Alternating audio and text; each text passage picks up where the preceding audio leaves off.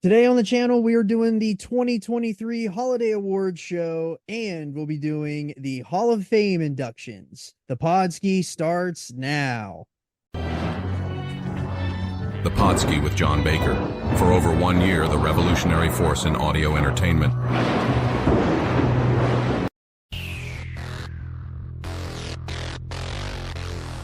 Oh, yeah! Brother, Let me talk to you!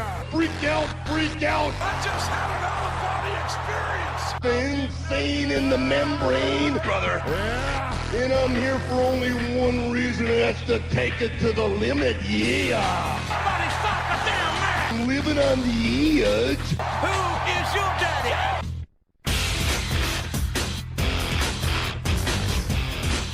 Hello, and welcome into another episode of The Podski. I am your host, the man of 1,000 gimmicks, Johnny Bake Show. I got the Podski doc, JC. Took him a second, but he got it. Took me a second. I got Justin Andretti. We may or may not have Teddy Mongoose in here. He's floating out at sea, raining too hard. His boat capsized. He's a pirate now. But it is episode 79, and today is the Holiday Award show. So we have 22 categories, and plus we have the Hall of Fame inductions. So if you see a category that you want to listen to, you can hit it in the timestamps and you can jump ahead if you'd like, or you can stick around with us the whole way. But we're post Christmas. We're now almost to the new year. So what's going on, guys? Not much, man. Just trying to enjoy the winter break, and it's a little unseasonably warm here in the Podski verse for this time in our neck of the woods, but is what it is. I mean, it's same here with me, just trying to get through these holidays and stay sane and try to be sober a little bit, but it's not working, and I've been sick for a month, which is not good, but it is what it is. So here we are. You got that Dave call? I don't know what I have. I think I had COVID, and I think it became bronchitis is what I think it is. Brutal. Yeah. Shout out to my father-in-law. Shout out to my father-in-law for getting me sick. That was awesome. All right. Well, we'll just jump right into it here. We got a ton of categories to get to, so we're gonna kick it off with best moment of the year. So we had 3 nominees, and so basically how all of this was done is the same format as what we did last year. We had everybody put all of their submissions and nominees in, and then we collaboratively came together on all the winners instead of doing that live on the air like we did last year. So we did it ahead. It was a 7-hour show, I think. Oh my gosh, Marathon. it was so long. It was 5 hours plus long. So I got heat for that one. oh, so much time was into that. So we'll hop right in with best moment of the year, and the nominees are the Okada Nut Chop from the G1, Dan Barry showing up at WrestleMania, and CM Punk's return to WWE. And the winner is the Okada Nut Chop. So we started off with kind of a funny one here. This one happened during the G1 climax, the semifinals against Evil, where they had him spread eagle like a star, and Dick Togo came off the top rope and karate chopped him right in the sack. As you can see, if you're following on YouTube, you can see the image of it. It's on the screen now. So, that alone. I mean, Dan Barry. I don't know how we could ever beat Dan Barry. We love you, Dan. Hopefully you're listening, but we love you, Dan. I don't know how that beat out Dan at WrestleMania, because that we popped to the moon for that thing. I mean, that Mongoose is the one that found it. He's the one that saw it live. And then texted me and told me I had to see it. And I was like, this is just going to be some dumb spot. And it was, but it was the greatest thing I've ever seen in my life. He's just laid there with his legs spread, and they held his legs. And I don't think he even tried real hard to even get out of it. And then Togo climbs to the top rope and jumps off and hits him in the hits him right in the crotch, and it was something, man. I'll tell you what, it was something. I don't know how that's not the finish of the match, but that was not the actual finish of that match. God, I wish that the G1 would have ended with that. Like that's how somebody won the G1.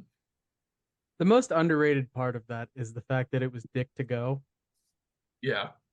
Right. Which is even better. So this, without a doubt, without question, number one with a bullet is the most incredible spot of the year to me, which then would cement it into the most incredible moment of the year for me. And simply because this is something that when it happened, I almost went into this state of shock where I was actually on the treadmill. And I don't know if my legs stopped to move or if I went straight up like a rocket and socked my head off of the roof of the workout room down here. But what we had was we have your classic Evil versus anybody match. We have a ref bump.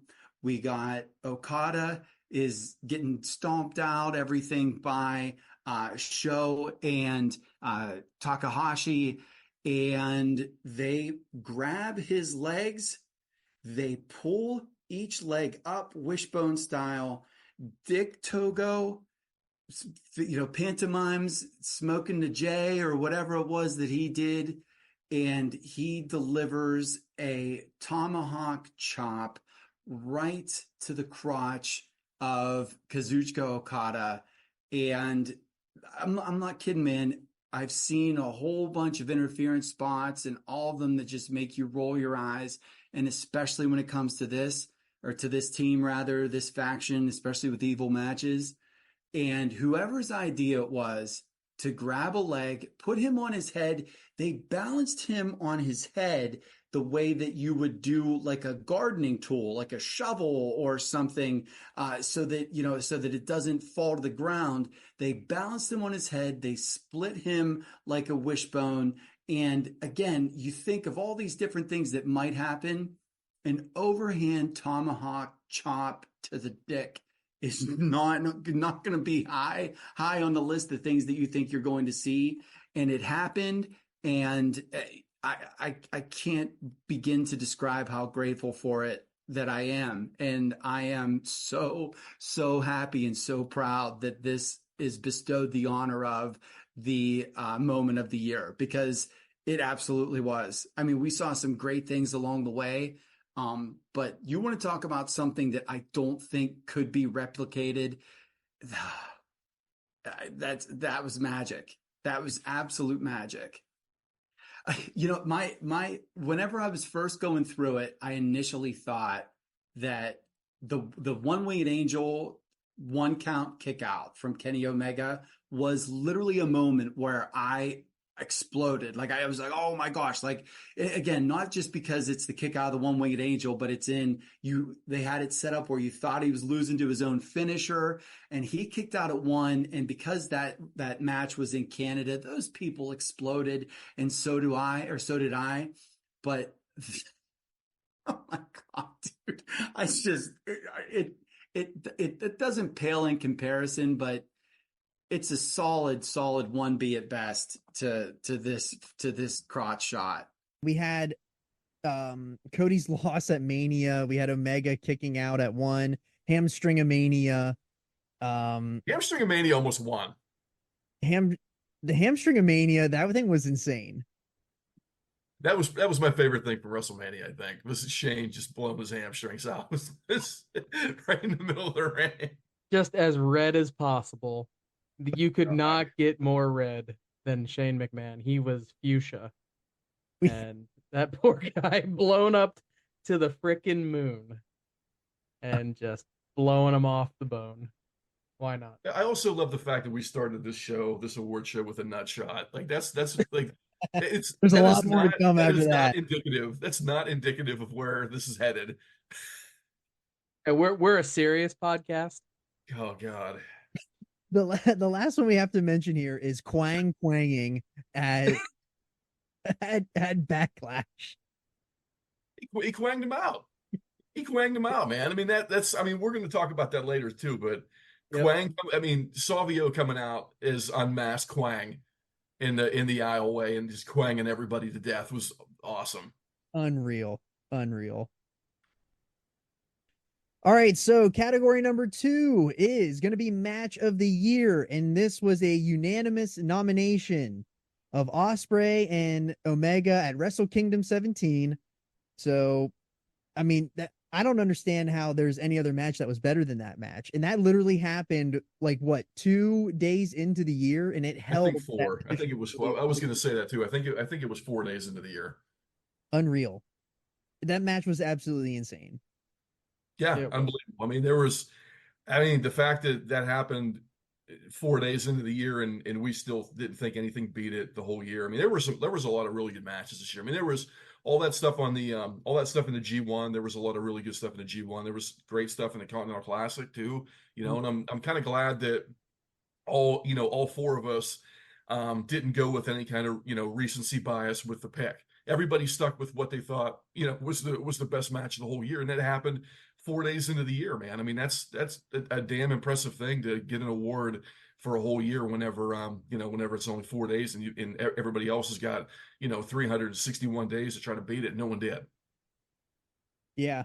Some other mentions that we have here is obviously the Forbidden Door match between Osprey and Omega. That Strickland Page Full Gear match. I also shamelessly want to throw in here a Snoop versus Shane from WrestleMania that we just already mentioned earlier.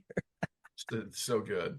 Omega and Vikingo on Dynamite. That was a really good one. Edge, Christian, or the Sting, Edge, and Darby versus Christian's whole family there at Full Gear as well. I mean, there's so many good matches this year, but the one that clearly stood out among the rest was Omega and Osprey at Wrestle Kingdom.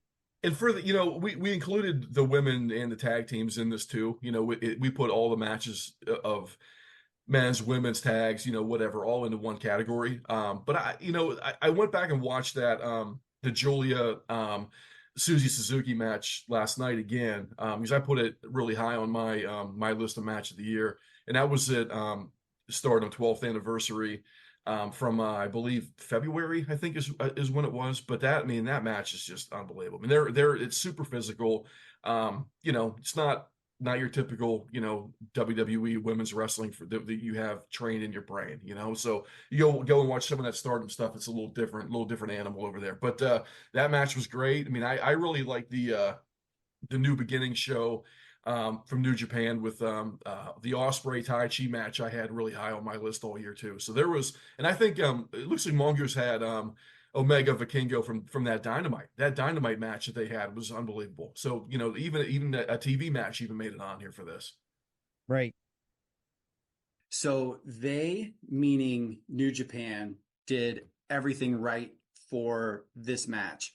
And what I mean is they had your typical cross-promotional kind of build where, they use social media and other things like that, because obviously you don't have guys that are crossing paths all of the time from city to city because they're on different continents.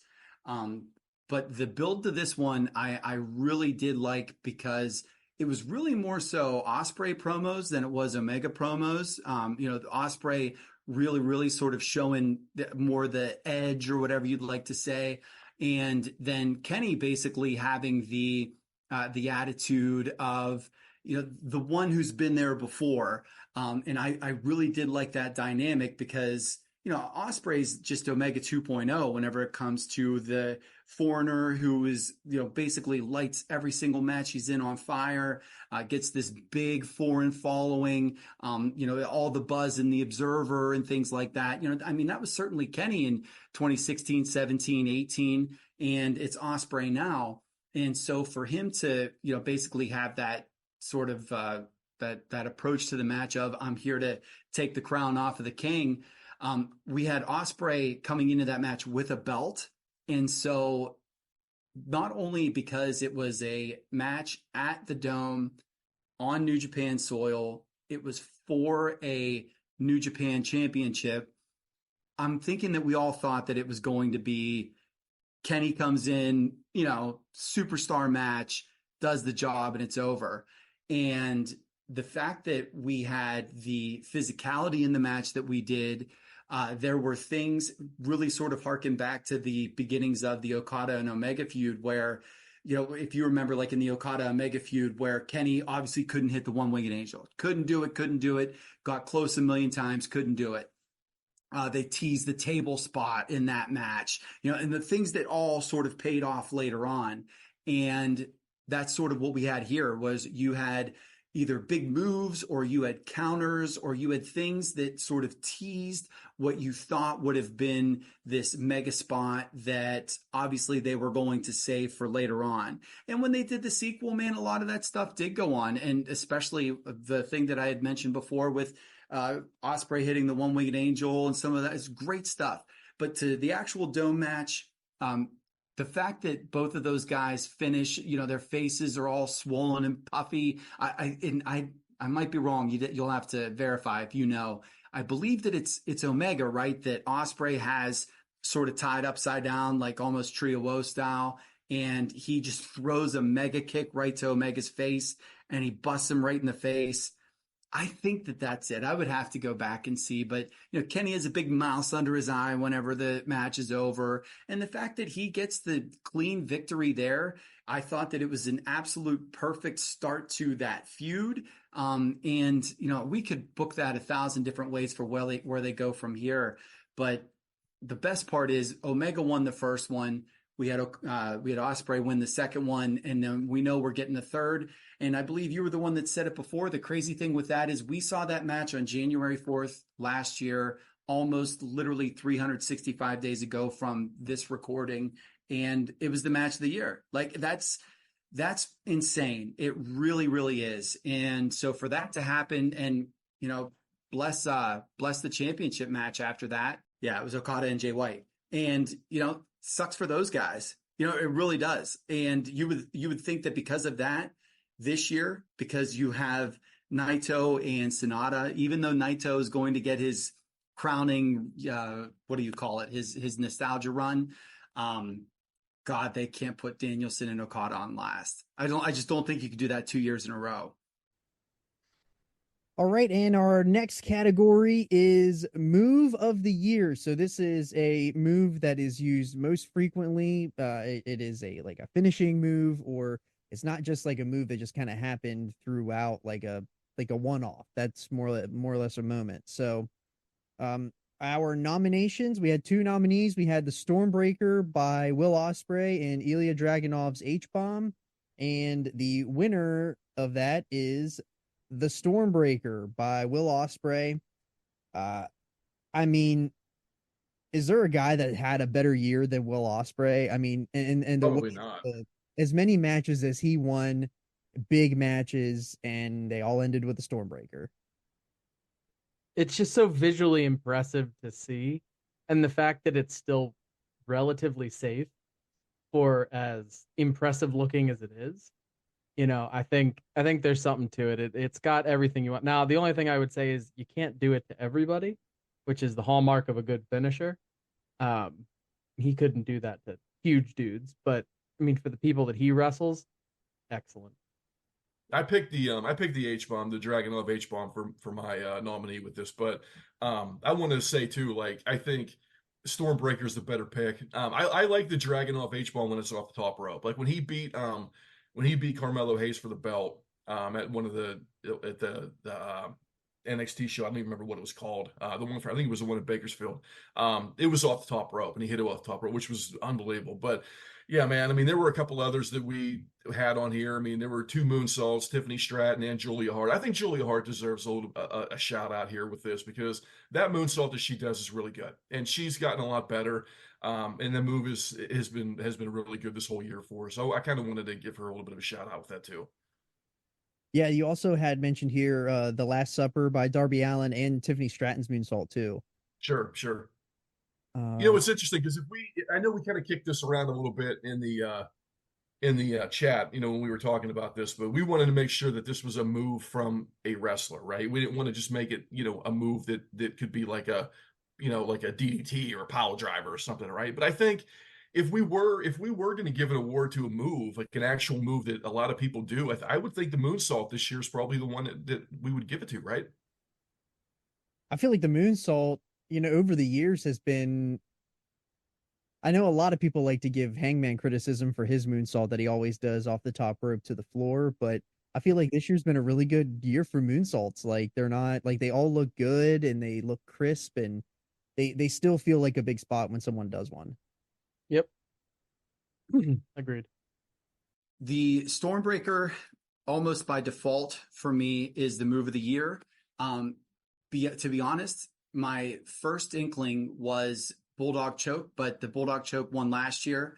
And the reason that I would have had Bulldog Choke is it is one of the very few moves in wrestling, I guess right now, besides the One-Winged Angel, where when you see it, it's the finish. Very rarely does somebody get out without some real, chicanery. And so it's an awesome move, but rightly crowned last year. And so I decided to go with the finisher for the guy who's had the most incredible matches all year. The Stormbreaker has defeated Kenny Omega. It's beaten, just looking here really quick, some names to fire off. We have Taichi. We have Bobby Fish, Mark Davis. We have, my gosh, Matt Cardona. Holy cow. Lance Archer. We obviously, Kenny Omega, we had said, Okada, Great Okan, Kenta, Yoshihashi. This guy has had a banner year up and down all over the world. And the Hidden Blade is great, but the Hidden Blade is very, it's Rainmaker-ish in that you can hit a Rainmaker and usually one Rainmaker isn't the end. Hidden Blade's really similar. It's a great setup. It's a V-trigger-ish, every once in a while that'll get him the pin. But when it's Stormbreaker time, it's over. And I thought that, and look, it's an incredible move too. You got the double underhook, you get him up, you have that twisting cutter as he comes down. It's really impressive. The fact that he's able to hit it on the people that he has used the move for a finisher is impressive too. It's not just, Taiji Shimori and, Hiromu Takahashi that he's getting up there. He's getting up, real and true people in the heavyweight division. And so, yeah, I think it's a spectacular move. And I think that it is justifiably given to a guy who is very well decorated, not only from the wrestling, universe and Smart universe and everything else, but from this particular show. I mean, Ospreay's had a year of a lifetime, and I think that he deserves this one as well. All right, our next category is the figure of the year. So if you know us here on the Podski, we do figure reviews. You can catch those on YouTube, and we also, we're all collectors here, especially all three of us here on the show right now. So we have some nominations. We have the Minoru Suzuki Storm Collectibles, the San Diego Comic-Con exclusive Sting from Jazzwares. We have the Gobbledygooker, who was in that 2-pack with Undertaker. That was a Ultimate Edition, and that winner is the Gobbledygooker from the 2-pack. This one, if you have this is on. So if you're listening to this right now, that is on. I did a review on this figure on the YouTube, so go check that out. But this figure to me encapsulates like what a figure should be. It's campy, it's unique. Like they don't just make figures like this all the time, and it's a very out of the box pick.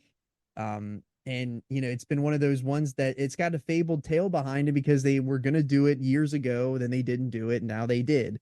And just kind of really fitting that it was in that Survivor Series, early debuts pack that Mattel Creations did, and it was an Amazon exclusive. So I have it here. I love it. It's going to be a staple in the collection forever.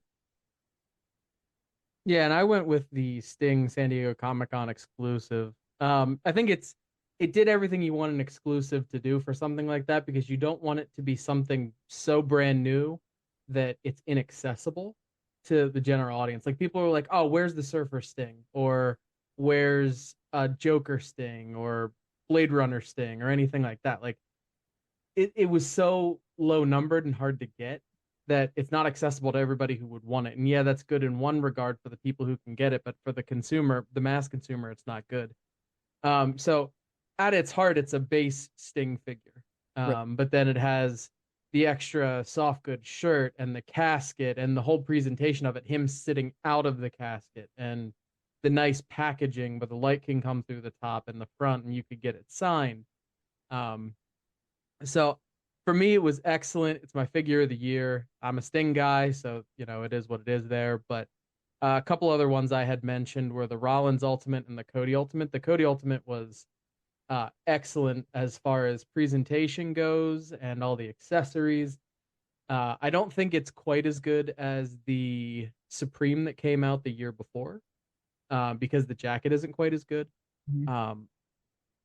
But it's still very nice. And then the Rollins Ultimate, it's an Ultimate of Seth Rollins in the current day. It's got the laughing face. It's got the crazy jacket that's soft good, so it's nice. Yeah, and I know that here, Andretti, you have the Hogan Ultimate listed here. Which one is that?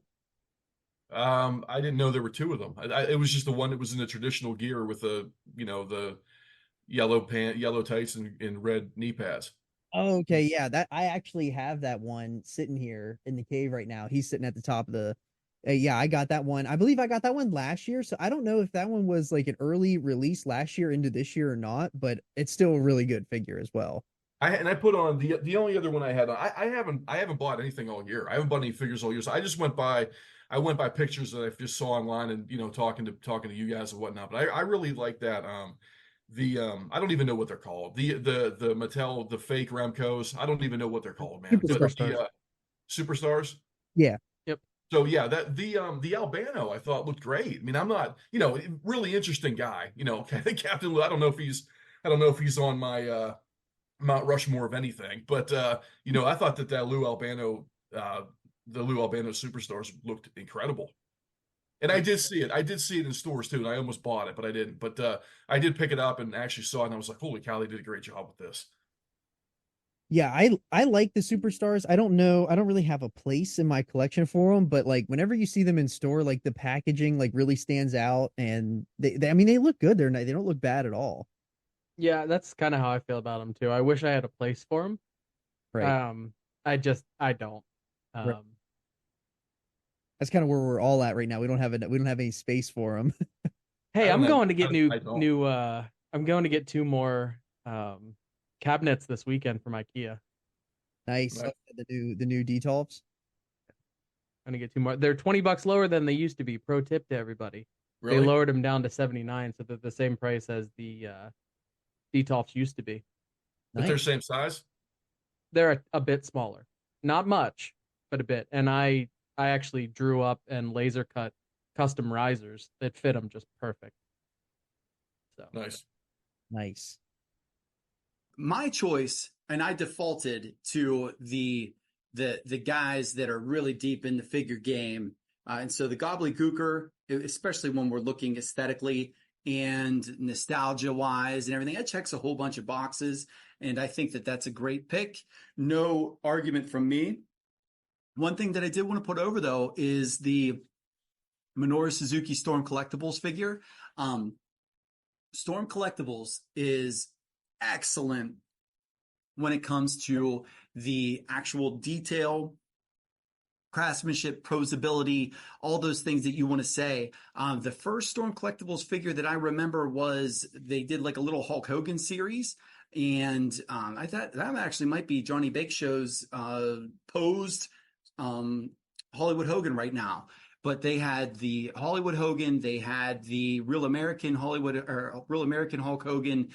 They had the one with the white shirt. They had the Hollywood Hogan as the WWF fish run. And so they really, really went through like the Hogan genres, and they were all great, man. I mean, Mega Tan looked awesome. And so that one opened my eyes. The thing that really blew me away from them was the Jushin Thunder Liger and that little Jushin Liger set that they had. And so when I saw that they had Minoru Suzuki, I don't know, like for me, again, I absolutely get and second the one that we picked, but I'm happy that this one is mentioned. If you look again at the articulation that it's got, excellent. You have different hands for all of his crazy man sort of poses. You have the haircut is perfect. You have a tongue in, you have a tongue out, you have just the black towel, you have the grimacing face. I think that it's a really, really well done figure, and I would be remiss if it was not mentioned for figure of the year. All right. Our next category is podcast of the year. So this is one that we like to try to give back to other people that want to listen to wrestling podcasts other outside than the Podski. So these are ones that we think that you should be checking out as well if you're a wrestling fan. So our nominees for that are Wrestling Weekly with Les Thatcher, Not Sam Wrestling, and Something to Wrestle with Bruce Pritchard. Those were 3 nominations, and the winner is Wrestling Weekly with Les Thatcher. And I know that Mongoose and Andretti both have been putting over Wrestling Weekly for a long time. I nominated Not Sam just because I kind of found him mid-year, and I mean we all know Sam Roberts from like Major Wrestling Figure podcast and him being on like the pre-shows and stuff like that. But I never like went in and listened to his actual show, and I very much enjoy it. But the Wrestling Weekly is I started listening to that, and it's a very good show that only lasts about an hour. It's in and out. They cover really good topics, what works well, what does not work well. It's a very well put together podcast. It's a part of the Wrestling Observer subscription base, so that's pretty much how you get to listen to it. But I very much really enjoy that podcast. Yeah, it's great. Mongoose is the one that found it, and he was like, "You got to start listening to this." And he told me that maybe 2 or 3 times, and then when the first time I heard it, it became a must listen every week for me after that. So, look, they're great, man. They Les Thatcher gives expert breakdown, from being inside the industry for 1,000 years, and they're calm and they present things in a rational manner. They never really go overboard with anything. And it's a really easy listen. They've got really good chemistry together, the two of them. What a great show, man. It's a must listen every single week. Yeah. And look, they don't pull punches either, man. Like they don't go over the top, but they give people an earful when they have to in their own way. And I think that's the best thing that they do is just the fact that it's super objective. They give criticism in the right way. They give a lot of really good praise in the right way. But it's a really balanced, really good listen. Yeah, and I know that JC, his nomination was Something to Wrestle With, and I feel like a lot of people have left that fan base because Bruce is back in the business. He is one of the tops at WWE, and he's not always on the show. But I've always found that whenever he does have actually time to record, that those shows are actually very good listens still when he's available. And I very much I really enjoy Something to Wrestle With still to this day. Yeah, I take a lot of it from just a person who was there. You have to understand, even when he wasn't working at WWE, he still had the WWE perspective on things. So like, okay, some things when it comes to attendance numbers, when it comes to Dave Meltzer, when it comes to inside stuff, he's not gonna give you what you want to hear. But if you want, let me ask you, Jason, what is his problem with Meltzer? It's the exposing the business. It's he doesn't actually have real sources. It's all secondhand knowledge. A lot of it is built up from back in the day when there was less insights that were more readily available. And some of the stuff, where it's conjecture and it's hurt people in the business, that's sort of his big problem with it. And let's talk about that for a quick second here. I mean, why is it not okay? Look, I don't agree with Dave with everything. You guys know that. I've said that 1,000 times on here and a million times talking to both of you. But why is it not okay for somebody to be a reporter or like an analyst? What's wrong with that? I guess. Well, his thing is it's opinion. So what? And that's kind of where I go with it too. Like, and I think most people take it to that point. Like, okay, it's literally called The Observer. It's not called The Journal. It's not called he's like, I don't think anybody should take him as like a news reporter. You know what I mean? Like everything that Dave comes out with is still filtered through his lens, through his group of people. So like, yeah, he's presenting the quote unquote news or his opinion of something. And there's nothing wrong with that. You can call him a tastemaker and that's okay. So like I don't have a problem with Meltzer. I don't read The Observer. Again, because that's one person's opinion on how it goes, and I like to kind of formulate my own based on what I watch and what I care about. But there's a lot of hate for that. Like if you look at Bischoff too, oh my God, he absolutely despises him just as much as Brucey does. So I guess that would cross industries, right? I mean, I'm sure there's millions of coaches that hate NBA reporters, right, and hate NBA analysts. I would think that's probably right. Yeah, and I think that a lot of those two, like pretty much like Bischoff and Bruce, like they've both been called out. They both have called out Dave on their shows, and then Dave. And they're both big personalities with big egos too. And they're trying to have an audience too. Let's not. They're trying to get an audience. They're trying to entertain, and then Dave brings back like, well, I heard this directly from Brett, and Brett told me that Bischoff handed me this contract, and this is what it was. And then Bischoff's like, that never happened. I never did that. I don't know if I trust him at all.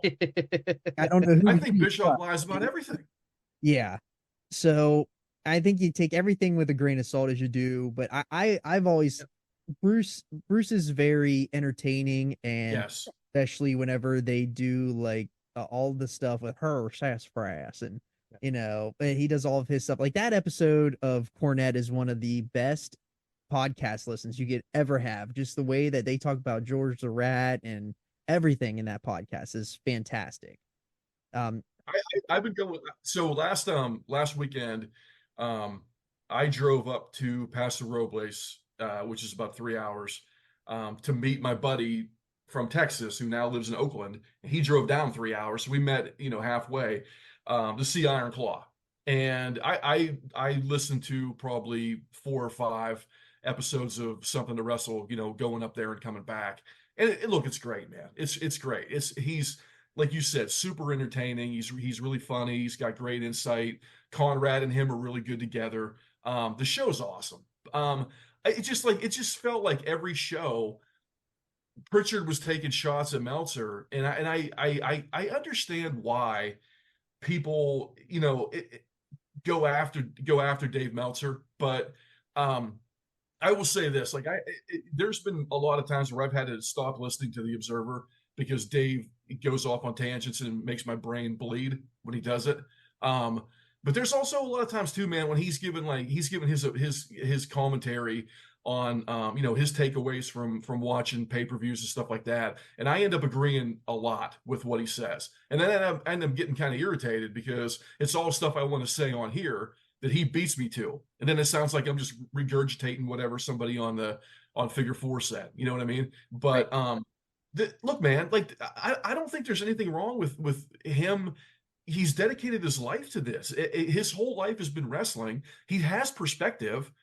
I don't understand why everybody goes after him, especially people that are in the industry. They just go after him. It's like, I don't understand it, man. I really don't. I get it that everybody's got an ego and a big personality, and that's what it is. And they don't want to have any dirt thrown at them, and people don't like that. But look, man, I mean, the he's done a hell of a service to this industry for many years, and those observers are they're historical documents at this point, man, looking back over the years. So I don't get what I'm trying to say here, not very articulated, whatever. I can't even speak, but I wish that people like Bischoff or even Bruce would just see it from that perspective, and be glad that someone's doing that work.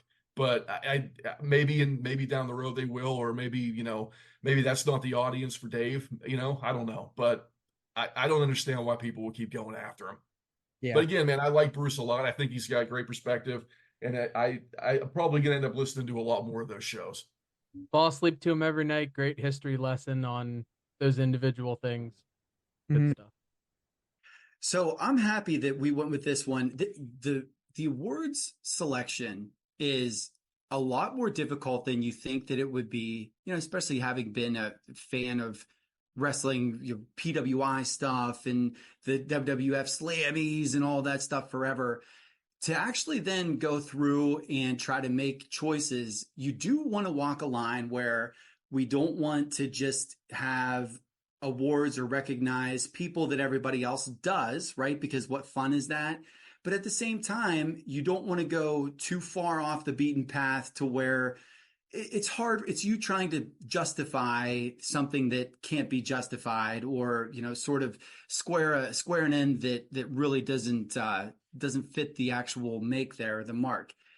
With this wrestling podcast, I know that there are great ones out there, man, and they're hilarious and they're entertaining. And you go through the Rolodex of your Something to Wrestles and your Jim Cornettes and your Tony Schiavone and all those other men. They're all awesome. The reason that I voted for Les Thatcher was I found this one this year.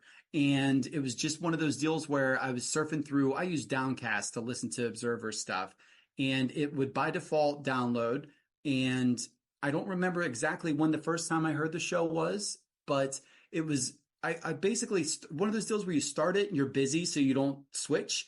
And then all of a sudden it's like 15 minutes in and I'm captivated. And then it's over and it's an hour long. And you think, wow, that was a really, really easily digestible listen. And not only that, you get a perspective of a guy who is as well respected as anybody in the business.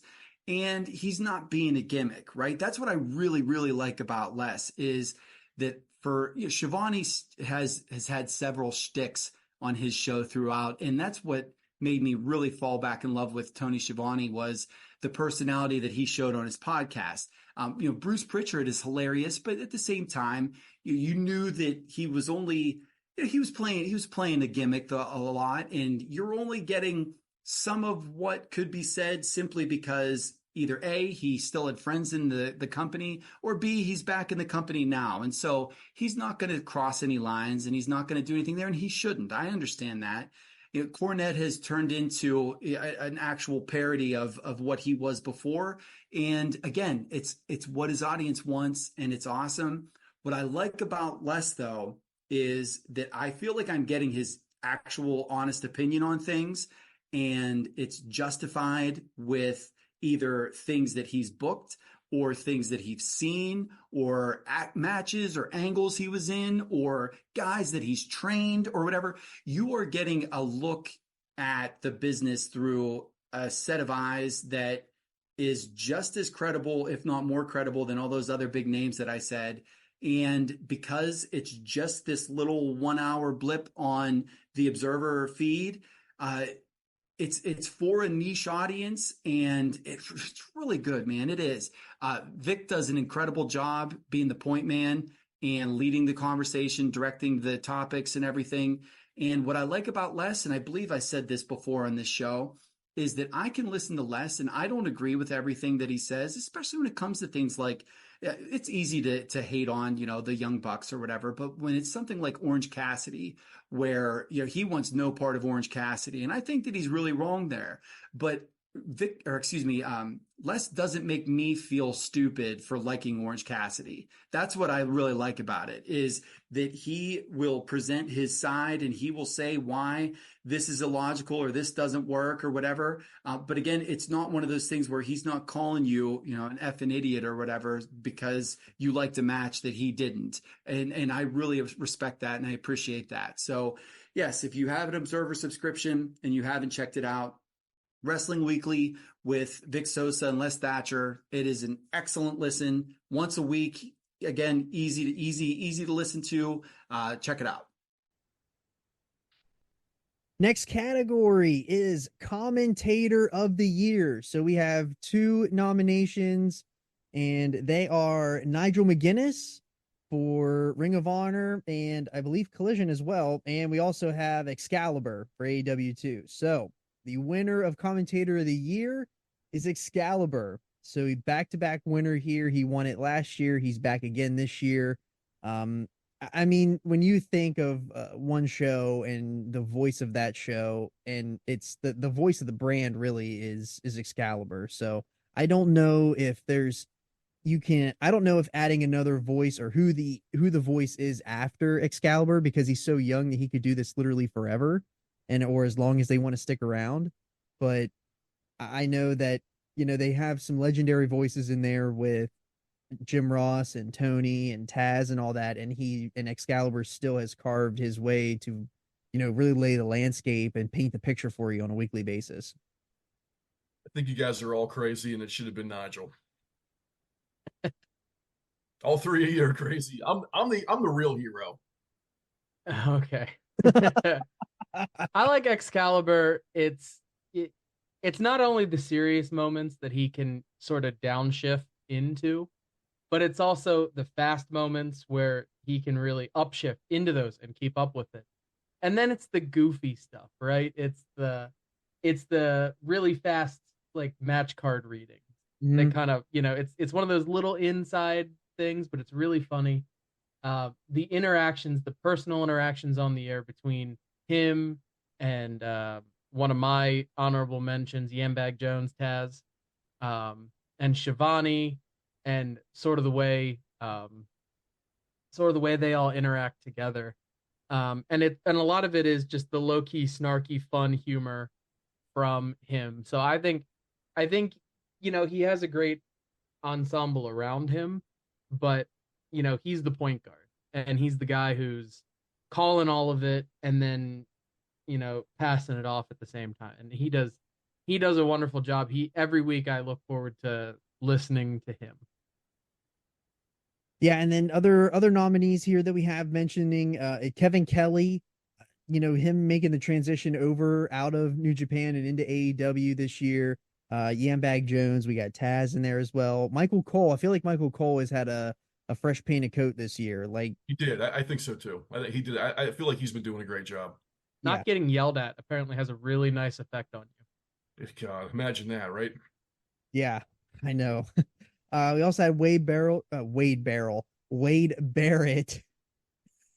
and Chris Carlton. So yeah, Chris Charlton is the guy that took over for Kevin Kelly in New Japan. He was working with Kevin Kelly for a long time, and then he took over. So Chris Charlton, interesting guy, because he's a historian that's written a couple books on New Japan Pro Wrestling, and I own every one of them, and I haven't read any of them yet. I haven't gotten to it, but that guy's done a really good job stepping in on the fly and being the main guy and just running with it. And it's not the same. Anytime you change the lead commentator, on a show, it's going to feel a little different. And look, man, New Japan's had an interesting year because they're in a transition right now. They just made a change with president. They made a change on commentary to a new guy, and they had to do that. They just because sometimes things happen. The thing I like about New Japan too, man, is like it feels like they're always in a position where they've got to quickly reinvent or they've got to quickly pivot on certain things. And, you've got Kevin Kelly that just, contract was running out, wanted to come to the States. They had to hurry up and get somebody ready. And Chris Charlton's excellent. He's done an excellent job so far filling into that lead spot. And you can't have a better guy in there that knows that product, frontwards and backwards, man. And for him to have that knowledge and be able to do that job that quickly on the fly is really impressive. One thing too about Excalibur that I wanted to mention too, just the fact that he's so good at quickly covering things up is a real testament to him. Like anytime anything happens in the ring, like he's really quick to jump on top of it. And it's really good. He's really a quick-witted guy that's on top of his game pretty much the whole way through the show. And it's pretty impressive to see him be able to just jump in quickly and commentate on something that may have gone wrong, or somebody misses a move and he's the first guy, the first voice you hear is him explaining something, and it's really impressive. Yeah, I'm glad you mentioned that. That is pretty impressive that he's able to jump in so quickly when everything wrong is happening in the ring. And yet you're right. I actually, that's a great point. I'm glad you brought that up. We'll go with an honorable mention first with Nigel McGuinness. Nigel McGuinness was excellent in NXT, And I was very happy that they brought him on to Collision whenever that show started. The new, just dig your heels in as a heel Nigel McGuinness is awesome. He is absolutely as close to a Jesse Ventura as we can have in this modern day, to where he's not over the top. I'm just only rooting for bad guys. He's rooting for bad guys in ways that are clever, in ways that make you laugh, but also in ways where he almost presents it like the bad guys are right because, or the bad guys justified because. Other thing I absolutely love about Nigel is the consistent Danielson digs, because, you know, they were lifelong rivals and enemies.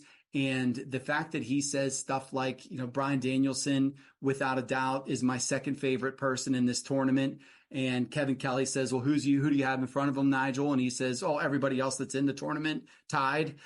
You know, like those things they pop me, man. And I think that he's really done a great job, and I'm happy that he's back, and I'm hopeful that he stays on for a while. That booth with him, Kevin Kelly and Tony Schiavone, is excellent. My only complaint is that I do think Kevin Kelly is the best play-by-play guy in the world, and I wish that Kevin Kelly was steering the ship rather than Schiavone. But look, man, it is what it is the fact that we have those three voices makes those Saturday night shows excellent, and I'm hopeful to hear plenty more of those in the future. Now, as for our winner, I think that Excalibur is the best in the business for a do-it-all kind of deal. So Kevin Kelly calls matches the best. I think that Nigel's personality is the best. Another big-time runner-up for me is Taz. The more that Taz has settled in with that group in AEW, he's one where I genuinely feel like he's having a good time in the booth. And those are always really good commentary teams to listen to. The ones that that they're in on each other's jokes, or they'll bust each other's balls, or they'll break each other, or whatever, in little spots and moments. And he's excellent at that. Botchamania also helps because we get insipid Taz commentary.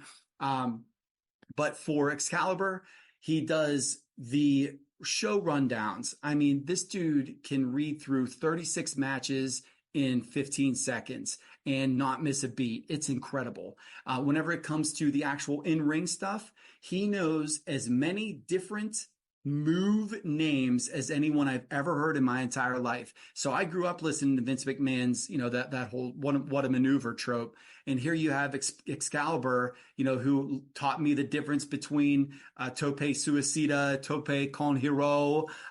He knows the difference between little things that you don't hear every day, even now, between a brainbuster or a suplex, or, he could go into all the different details with different submissions, your stretch plums, and he knows the difference between a crossface and an STF, which nobody else does anymore.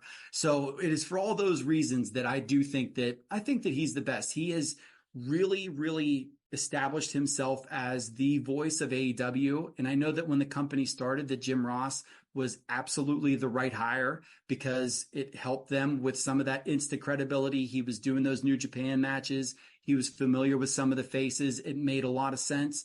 But as JR gets older, and he has his own health problems and everything, Excalibur has really done a tremendous job in steering the ship between at least two and sometimes three or even four other people, depending on if they're having guest commentators or whatever there. And the fact that he can juggle all those different personalities, still tee people up and call the matches, I think he's slam dunk winner. All right. So our next category is Manager of the Year. And we have the winner last year was Paul Heyman. He's back on the list again as a nominee. So we got Paul Heyman as a nomination, and we have Prince Nana. And the winner is Prince Nana. And just, I don't think there's been anybody else this year that has had a bigger come up than Nana. Just the dance, the hokiness of it, just all of it, the good year that Swerve had too. Like, very, very impressive year from Nana. And what more can you say about this guy? He's awesome. And he has a really good presence on social media as well. He is an excellent entertainer. He's unbelievable on the mic. He's underrated. Still, he's underrated. That guy is excellent. I totally agree. He's Yeah, like what's an interesting 80s, is he's like an 80s manager, man. Like an old school, Yeah. like 1980s manager that is just like over the top character, you know, and it's awesome. that was what I was gonna say. Paul Heyman and him, they're good managers in different ways. Yes. They contribute to the presentation in different ways. Paul adds a more serious tone, where Nana adds a more fun, gimmicky, get the crowd together. It's, audience engagement that helps get him over. Whereas, and I mean, and it's weird too because Swerve is like a heel, but he's also popular Yeah. because it's 2023, shades of gray, whatever. And Heyman is with, Roman, who is a heel and, gets the heel response. So they contribute to the presentations in good ways and in different ways. And I think it's just an interesting contrast of styles. And it's wonderful to see because Nana, correct me if I'm wrong, has been a wrestler before, was a wrestler before, and has kind of he looks like he's a little bit older now. So but he was, popular and influential in that scene in that time. So now he's getting his moment in the sun in a different way. And that's wonderful. Yeah, we also have mentions here too of Don Callis, Robert Stone, Luther. Callis was a big mention on here last year with all the stuff that he did with Kenny, but this year he turned with Takeshita. So he did really good work as well. But yeah, no one's touched Nana this year, and it's been really fun to see. Luther had a pretty funny year with this Tony Storm thing. Yeah, that too. He's not doing much, but I'm just glad he's on TV and he's getting a paycheck. We got to get that we need a Luther figure. I don't know why we haven't gotten a Luther figure yet. Look, if I could get paid to walk around, hold Tony Storm's championship, and occasionally carry her around, sign me up all day. That sounds like a pretty good gig. That's a hell of a gig. Better than screaming. I had Robert Stone on here on mine too. I know people don't like him. I've always liked him. I liked him when he was in Impact. I think that guy's entertaining, and he's an over the top character that is purposely does the things he does. And for me it works. I don't know. I know it doesn't work for a lot of people, but I think Robert Stone just is hilarious. Yeah. So this one was easy. And to go with Prince Nana, you want to talk about, so a manager's job is to get their talent over, right? That's why they're there. And even though Dick Togo successfully tomahawk chopped a man in the ball sack in a G1 semifinal, he was edged out by the guy who helped get a guy that is great to the next level, and that's Prince Nana. Because the reality of it is that Swerve Strickland, and you'll hear it, we'll talk about this. We've talked about it before. We'll talk about it again on this show, that Swerve was in that sort of mogul embassy. I'm putting together a ragtag group of guys and Prince Nana's personality, man, getting over that Swerve When I Drive and that dance, he caught fire. And I think that it really helped people.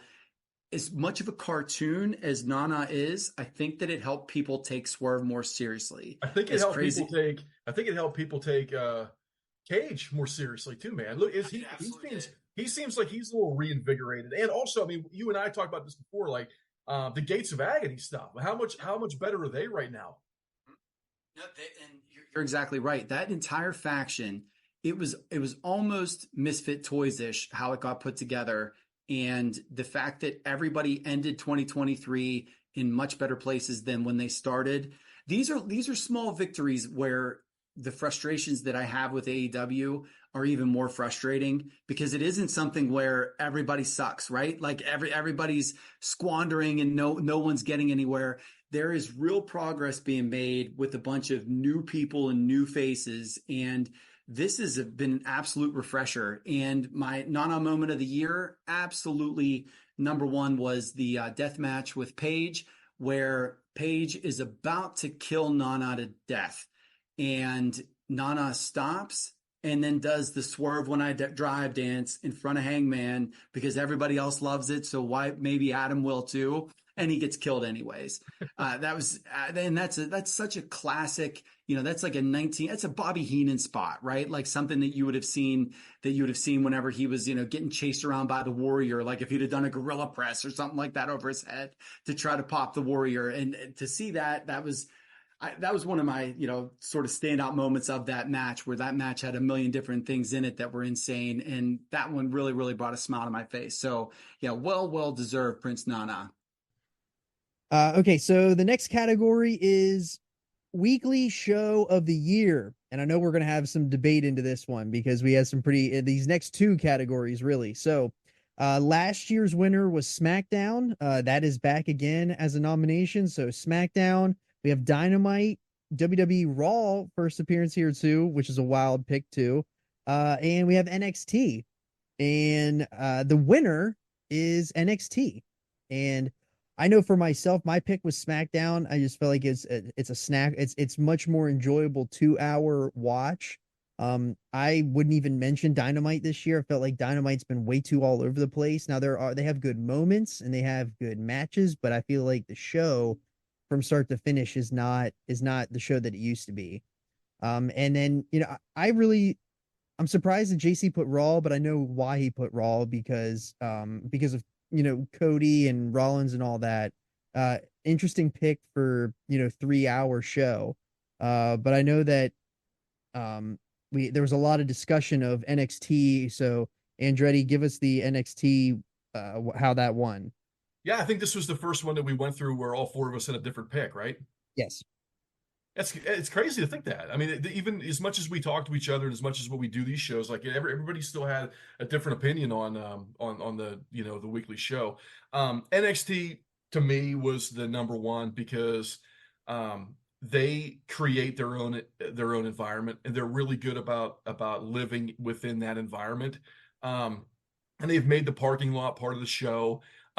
They've done a really good job just making things feel super inclusive within NXT. And they've, like I said, they've created their own environment, their own universe down there that exists separately from the WWE. Obviously, it's connected, to the main shows and everything else. But it just from a consistency standpoint. Now, look, is it the best show every single week versus everybody else every single week? No, it's not always the number one show of the week, but it was the number one show of the year for me because of the fact that it was consistently the same thing.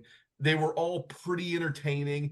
For the most part, it was all pretty good stuff. The booking was good. The presentation and the booking all, to me, made the whole thing just feel like it was an inclusive environment, and that to me was why I thought it was better than some of the other ones. And for the other ones that we had changes in direction, on the other ones. I mean, Dynamite doesn't know who the hell they are at this point. They don't even know who they are right now. But with the WWE shows, obviously it was different. When you get a new guy in charge, it's a little bit of a different thing, and there was an adjustment, this year with that. So it just felt like NXT was the one that was the most consistent. Yeah, so I went with Raw on this one. I only really get time to watch Raw and Dynamite.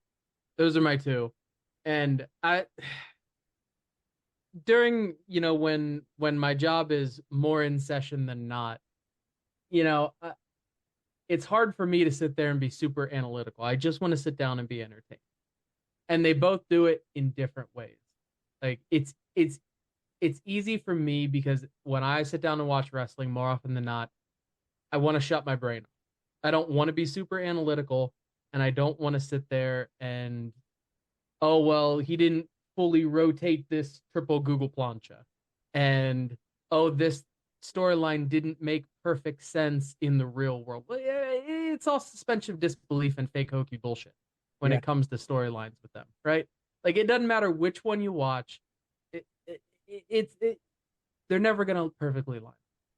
And for me, Raw has a lot of people I like to see. I know people don't like Rollins, and I know people don't like the world heavyweight title, but if we're being honest, you see that title every week.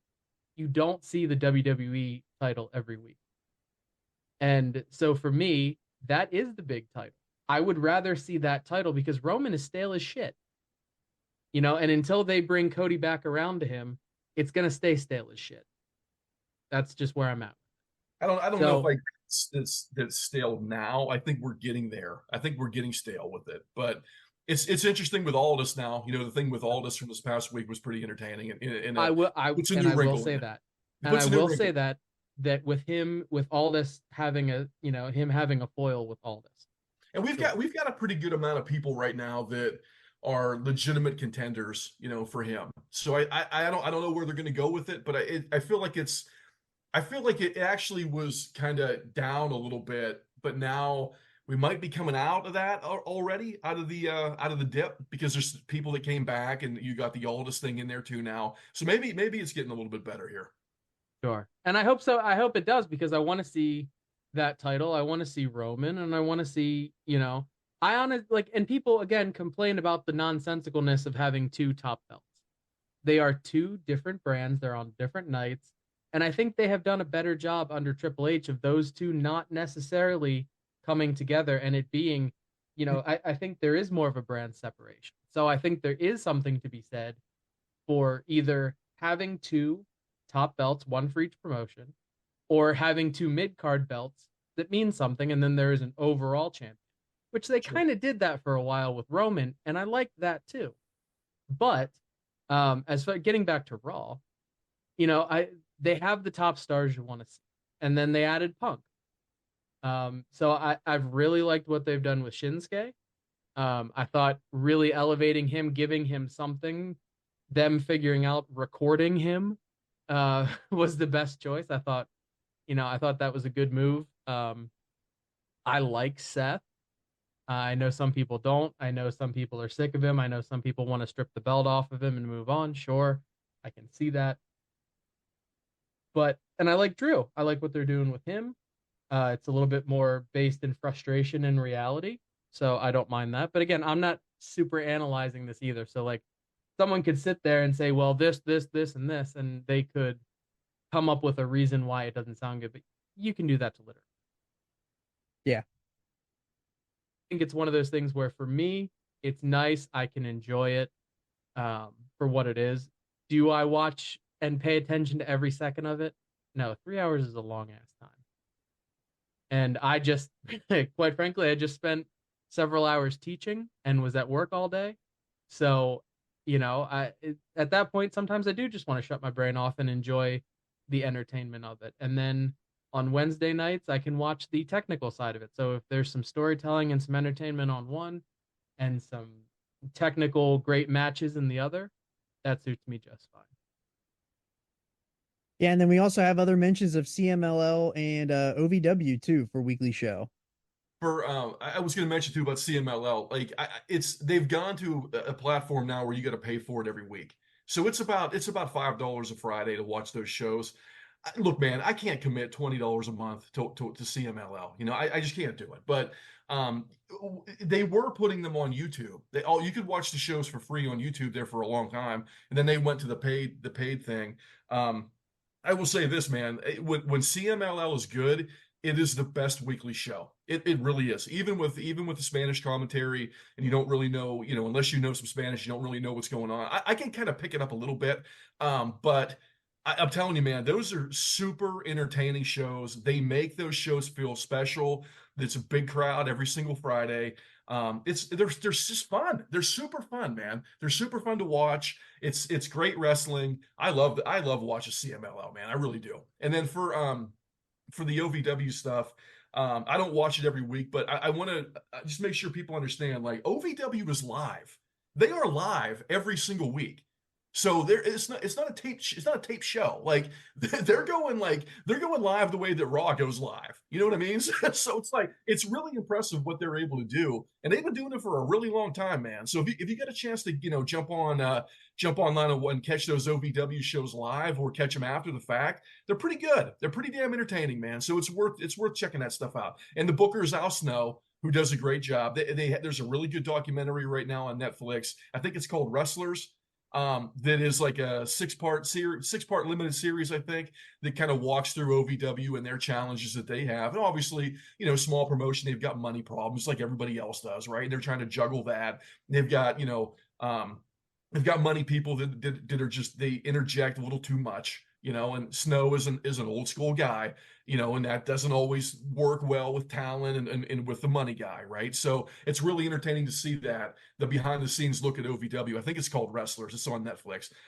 It's great. But OVW, man, like they do a good job with their own environment too, in making you feel like you're a part of something that is inclusive with them. So it's worth giving that a shot too.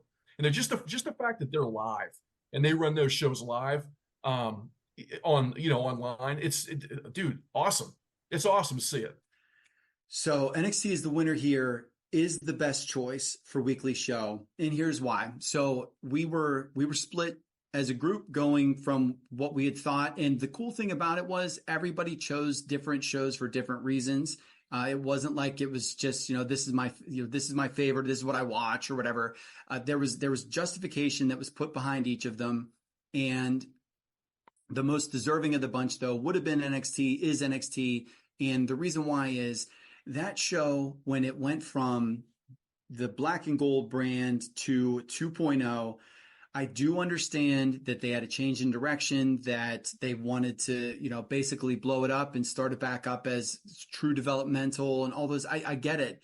The reality, though, is that you had a bunch of people that were nowhere close to being ready for television, wrestling in matches that were very either simple or overly choreographed. You had people that were not comfortable being in front of the microphone because, they were everything from whatever fitness models to, D1 athletes or whatever else it might have been, that they don't get all of that prep time, to talk to crowds and to do everything else that you would get if you were just, Johnny 20-year-old that's on the road and you learn how to work a bingo hall, and then you go to a fire hall, and then you get into a small arena. There was no progression there with a lot of those people, and they wore a lot of those warts.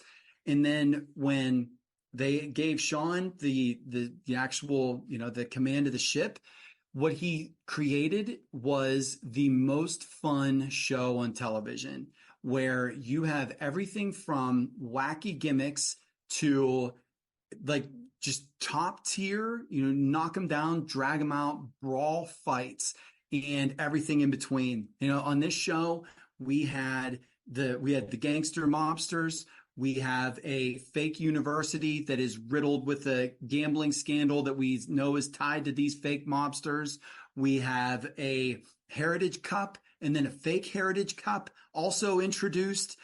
We have the rise of new women's talent with the showcased women's division, the best young wrestling lady in the world with Roxanne Perez. And then you have this soon to be mega star with Tiffany Stratton. And even if you look at some of their, I don't want to call her a secondary character, she's the champion right now. Lyra Valkyria, Cora Jade is somebody that, one Cora Jade promo is every Cora Jade promo, but you know what, man? Like she's somebody that can be on TV. And then to go from our women's division was just Toxic Attraction all the time to really, really reshape itself into a true women's division with people that aren't just Toxic Attraction in different places. I think that is something to be commended. We had Braun Breaker as everybody's pick to be, the next Mania main eventer a year from now, what would have been in 2022. And what they did was they gave him a heel run. And at the time you're thinking, oh my gosh, this is stupid. Why would you do it? And then if you go back to the actual, the sort of the schematics behind it, we've got, if this guy's going to be a main roster guy, then he should get a run at both. And I think it's been great for Braun. And we have the whole Trick and Carmelo deal. I mean, this show has so many different layers. Oh my gosh. And then also I'd be remiss in not talking about the Virgin and the Fornicator, for Kiana James to come in there and just whisk away the love of Brooks Jensen when everybody in the world can see that she's just going to dupe him anyways. Fallon Henley has land in a bar Like these just little things like Fallon's Land, all those little skits and vignettes of them being in the bar, dude, and talking through all that stuff too. It's all so campy that it works. And that's what I really like about it, is that if these people are able to embrace these characters and are able to get better the way that this roster has over 2023, then they can do anything. Like if you can sink your teeth into being a mob guy, and then you need a character change later on, you can do it, brother, because you talked the audience into believing that that you were out here literally being the new Tony Soprano or whatever. And so that roster has been awesome. Matches are all good to very good to great. And I don't want to say all, but for the most part, because you do have developmental people. And again, week to week, I will not watch NXT and not be entertained. And so I'm happy that we went with that one. I do want to shout out, though, I know Dynamite makes a lot of people mad, but Dynamite has had incredible matches all year. And I can't not mention Dynamite because of that. We've never had the opportunity to see 4+ star matches almost weekly the way that we have now. And what sucks about that is that it's happened so often that people are just sort of, I don't want to say sick of it, but it's lost its wow factor. And that's a shame, because I do believe that if you were to go back and rewatch these Dynamites in 15 or 20 years, as hokey as some of the storylines might be, and there might be continuity holes and all that other stuff, you're going to see a lot of great wrestling. And that hasn't been the case. If you go back and watch Raw from 1993, you're going to see characters that we pop at, but you're also going to see a lot of, Damien Demento versus The Undertaker, and you're not really getting that at Dynamite. You're getting your Danielsons versus, Guy X, your Swerves and Moxleys, all those other things. So, yeah, Dynamite deserves at least a little shout out. Booker of the Year is the next category. And we have two new nominations, or we didn't have Triple H last year, but Triple H and Shawn Michaels are the two nominations, and Shawn Michaels is Booker of the Year. So I personally, I think that it should be Triple H, and I think it should be Triple H because he's running two brands that are that basically, for what JC said, they're two separate brands that they run separate from each other. They've made those shows feel different, and that they have their own characters now, and they're not trading back and forth and running hokey bullshit with what Vince, has done. And I know that Sean's the winner here, and Sean has much limited roster base to deal with and creating that. But I just feel that my vote was for Trips. Sean got the win, but yeah, we got two new. We didn't even really mention Tony Khan at all, even though he is a mention. But I just didn't think that Tony. I think Tony did not do a good job this year. No. For me, it should not be Triple H, and there's a couple reasons for that. Number one, the fact that he was not running the show himself this whole year. Okay, so the consistency of the whole year was Shawn Michaels, and he did a great job. The second part of that is just the fact that things happen above Michaels that are out of Michaels' control, and they've got to pivot. And that's what happens when people get pulled up or people get released, that not everybody in the company even knows that stuff's even going on. It's being able to move on the fly is important as a booker, and being able to create that environment. It's Michaels because of the consistency of the whole year. That's where I go with it. I had Triple H, and I think it's worth noting here that we're singling out 2, maybe 3 individuals if we count, whatever Tony Khan called booking this year.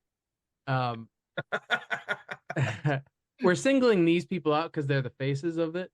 But if we're being honest, they're all working on a team, right?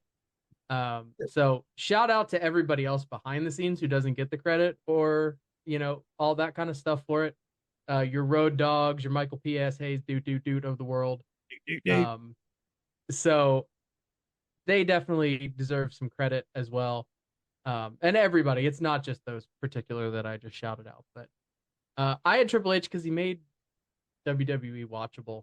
And I cared about it, which is a big change from last year. And even if he took over halfway through, or whenever the official changeover took place, uh, that's kind of a Herculean feat, in my book, for making that watchable.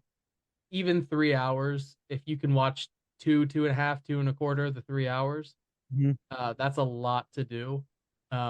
He's made, I wouldn't say as much of the US title, but I guess if you're a SmackDown person, but he's definitely made the IC title worth watching.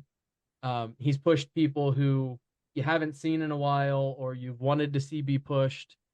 I mean, just Chad Gable. Yeah.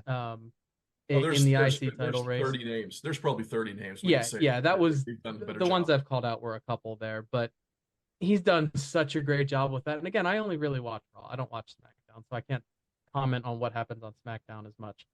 But it'll be interesting to see where they go forward into the new year, what they're going to do with Roman and the titles. Some people like to troll that they are going to continue that for another year. I'm not sure that that's going to happen. So it will be interesting to see how they conclude some of those long-term storylines with the IC title and Seth and his title and Roman and the WWE Universal Conglomerate TKO Gold Belt of Doom. Whatever they're going to do with that and how they're going to bring those to a close and then start something new. So to wrap it up nicely, I'm looking forward to where they're going to go next, not what they have done, but I have hope and a little bit of trust in the WWE booking now, and that is a big part of the reason why.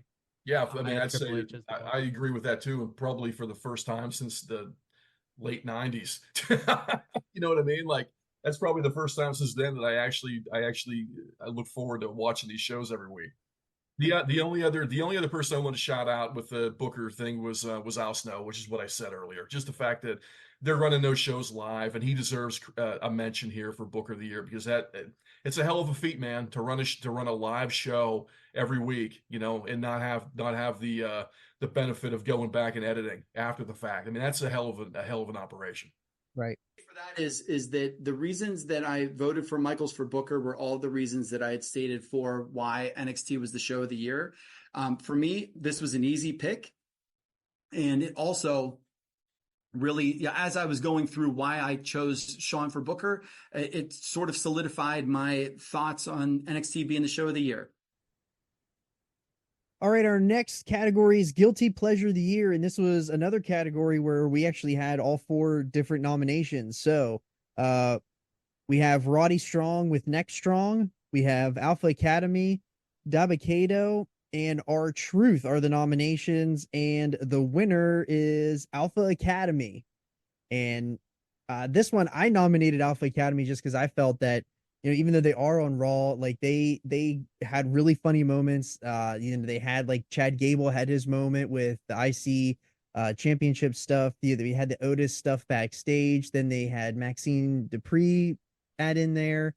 Then they added Tozawa with this little dance that they've been doing. And I just felt that anytime they were on the screen, like, I wanted to watch. I wanted to see what they were going to do, even though that it is most likely going to be hokey, campy stuff that they were going to do, but it was at least super entertaining in a very long show that is Raw. So that's pretty much why they got the nomination for me. Looks like Mongoose went with Roderick Strong on that one. I picked Dabakato as my nominee. Dude, I love Dabakato, man. I wish that guy was the world champion. Look, the category is guilty pleasure, and that's what this is.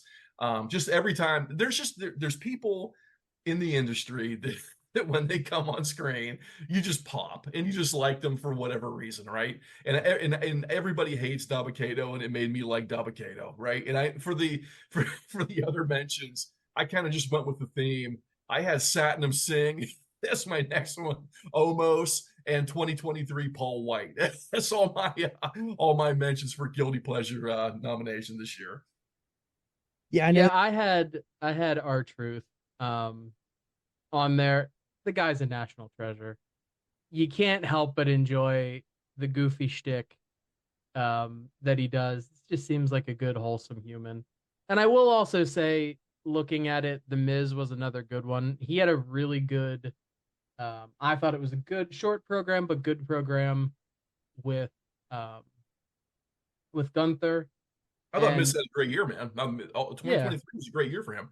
yeah, I agree overall. And you can tell that, okay, he's definitely trying to be a heel, and he's good at it. He is annoying as shit. But you can tell that he actually does care and he takes it seriously. So he is a bit of a guilty pleasure of mine as well. What else do we have on there? We had Next strong.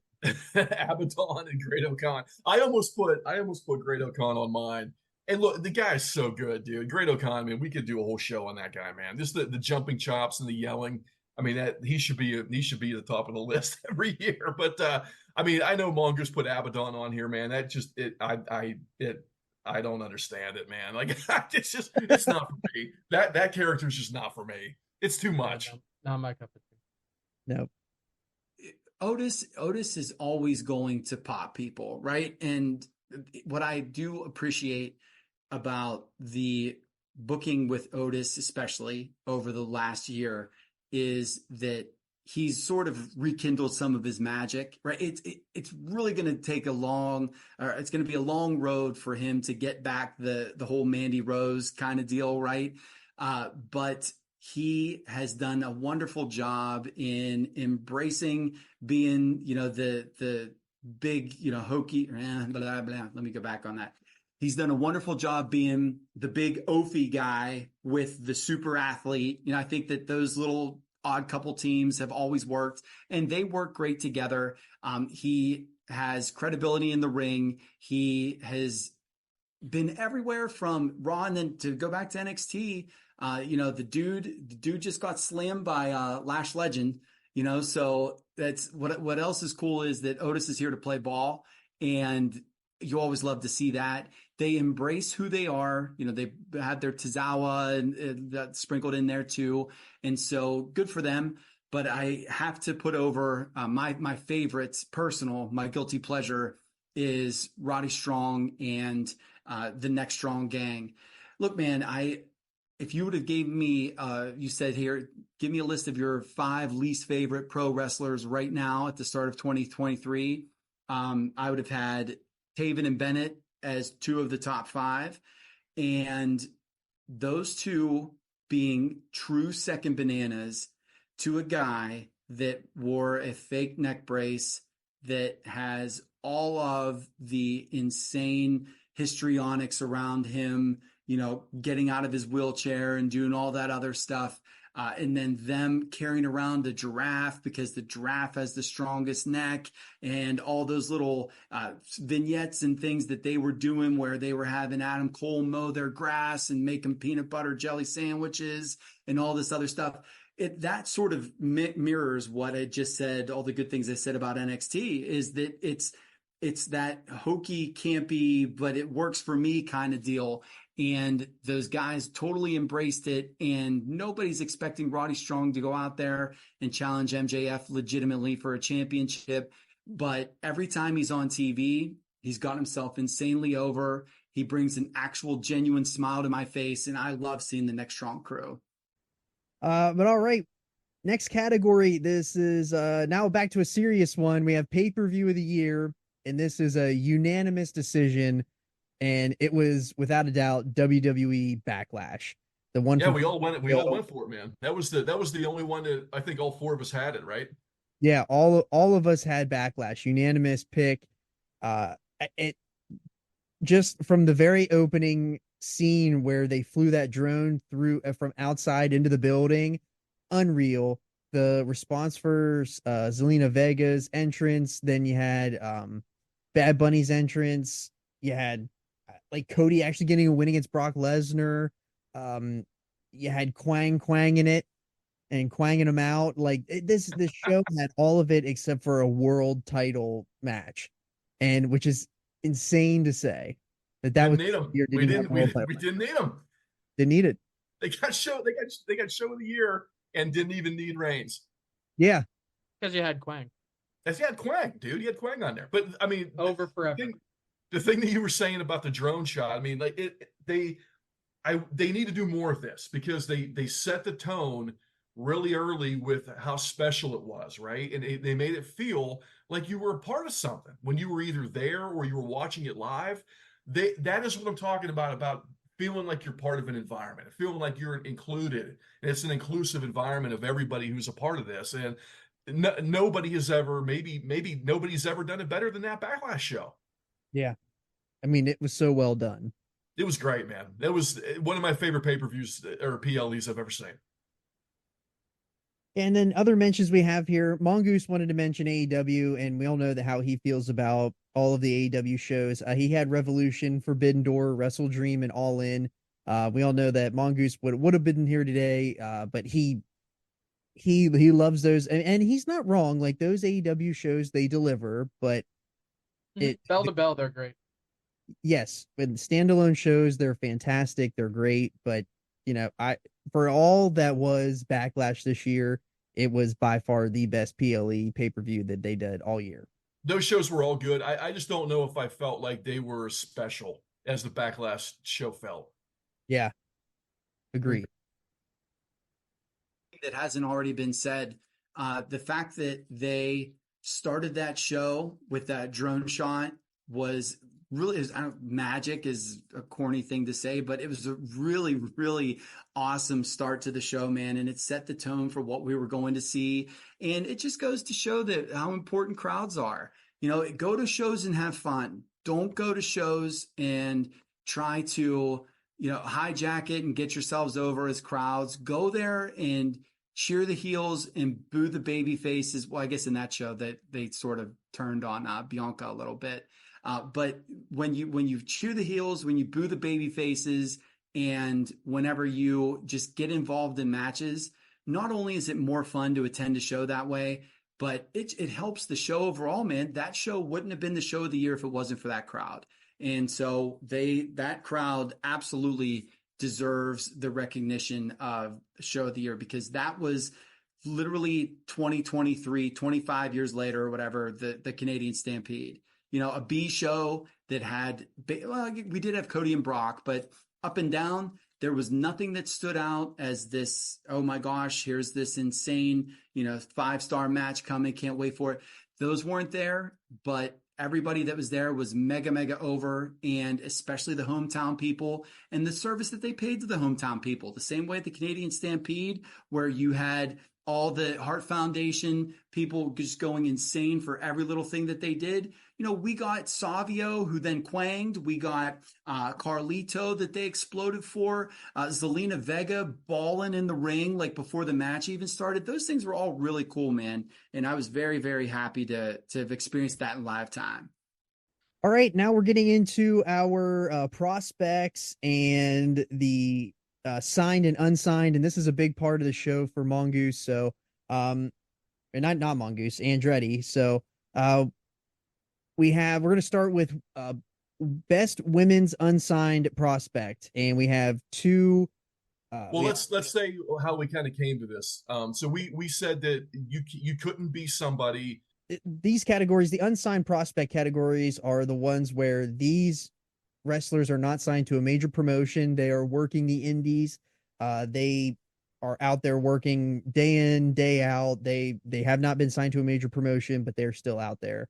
But we said that places like Reality Wrestling and OVW and MLW were all fair game with this category. Yep, you're right. So we have two nominations for women's unsigned prospect. We have Trish Adora, who we saw in at WrestleMania week. She did fantastic. We have Stephanie Vakir, and the winner of the women's unsigned prospect is Stephanie Vakir. Yeah, look, it might seem like it's an easy pick because everybody kind of got introduced to her a little bit more this year through those shows. That she had the Long Beach shows. Against Willow and Mercedes. At that point, I mean that was a hell of a show too. But Vakir, she works primarily in South America, and she just keeps getting better and better and better, man. And Look, we're not idiots, right? I mean, the WWE are not idiots either. I mean, obviously they know who she is. AEW knows who she is. She would be a star in either one of those promotions. So to me, it just says that it's her choice. It's her choice to stay where she is, right? And there's nothing wrong with that. If she wants to stay in CMLL, or she wants to keep wrestling South America, then so be it. If you're happy doing that, then so be it. She did work some WWE shows a while back. Like when they go on tour down there, I think she'll work the shows. But look, man, she's just physical. She's excellent in the ring. She's got a great presence about her. Looks great.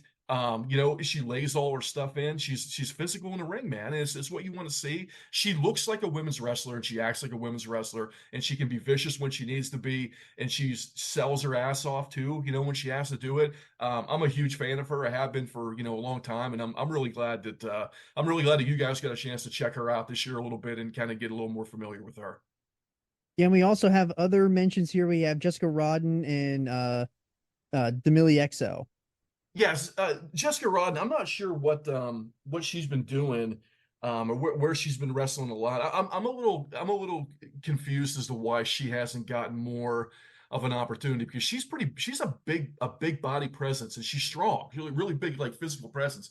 And I'm not sure why she hasn't gotten more looks. It probably will come, for her over time, I think. But she's great. She's really fun to watch. Delmy is an MLW, and she's gotten just better and better and better, man. And seeing her kind of come through the indies, then finally get a contract with MLW, it was awesome to see. It's really cool to see that, coming out of small venues and then getting onto a show with real production and everything. And she's a star, and she's going to be a star, for a lot of years coming up here. There were a couple other names I wrote down, but I wanted to kind of preface this a little bit, because some of these girls were in NXT UK, and whenever that got dissolved, it kind of, everybody kind of just went their own way. Now, look, obviously WWE knows about these people. I'm sure whenever they jumpstart NXT Europe, or whatever they're going to call it, they're probably going to get picked back up. But it's funny, because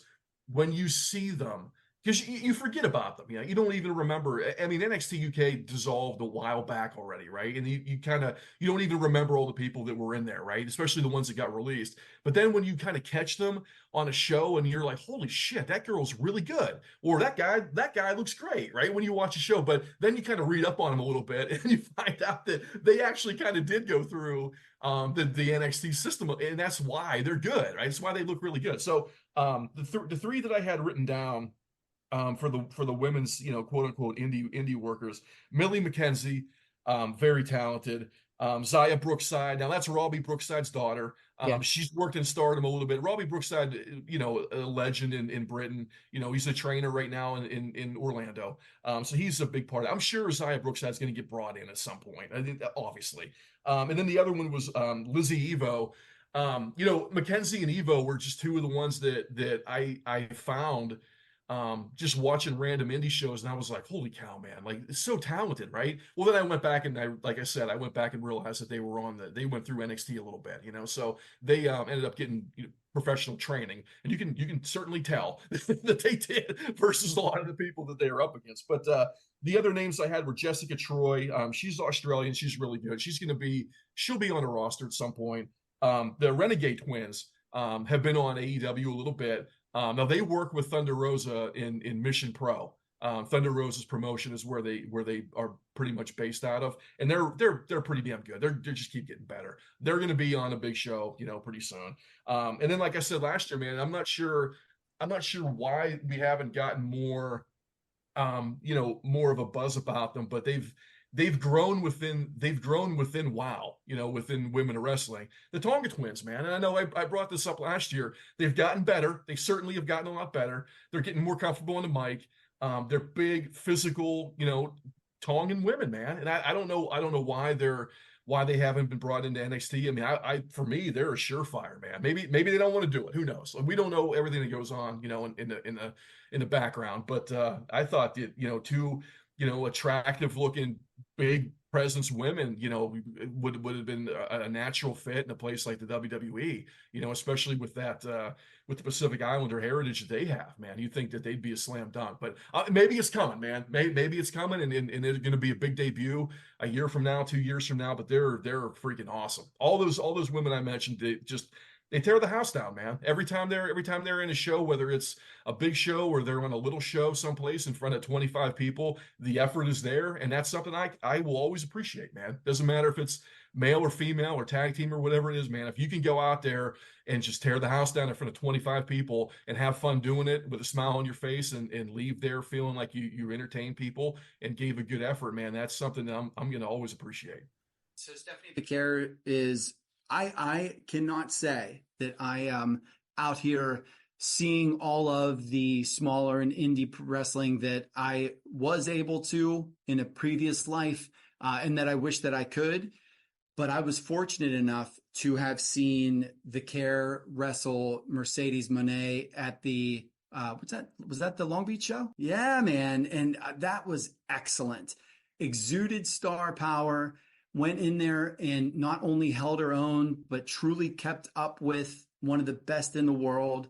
And that did it for me, man. When we were kicking around nominees, for me, I would not be able to say anything that would discredit her from being, she could be top tier somewhere.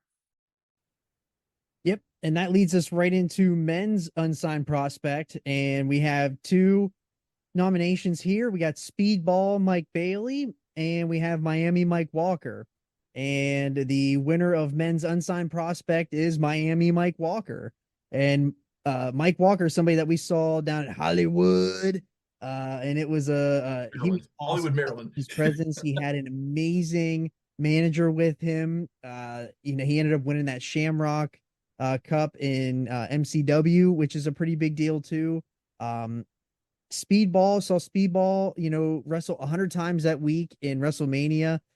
Did the same match 47 times, but that's to be expected when you do that many matches that week. But Speedball is really good. I'm really surprised that he has not had a bigger promotion come sign him up yet.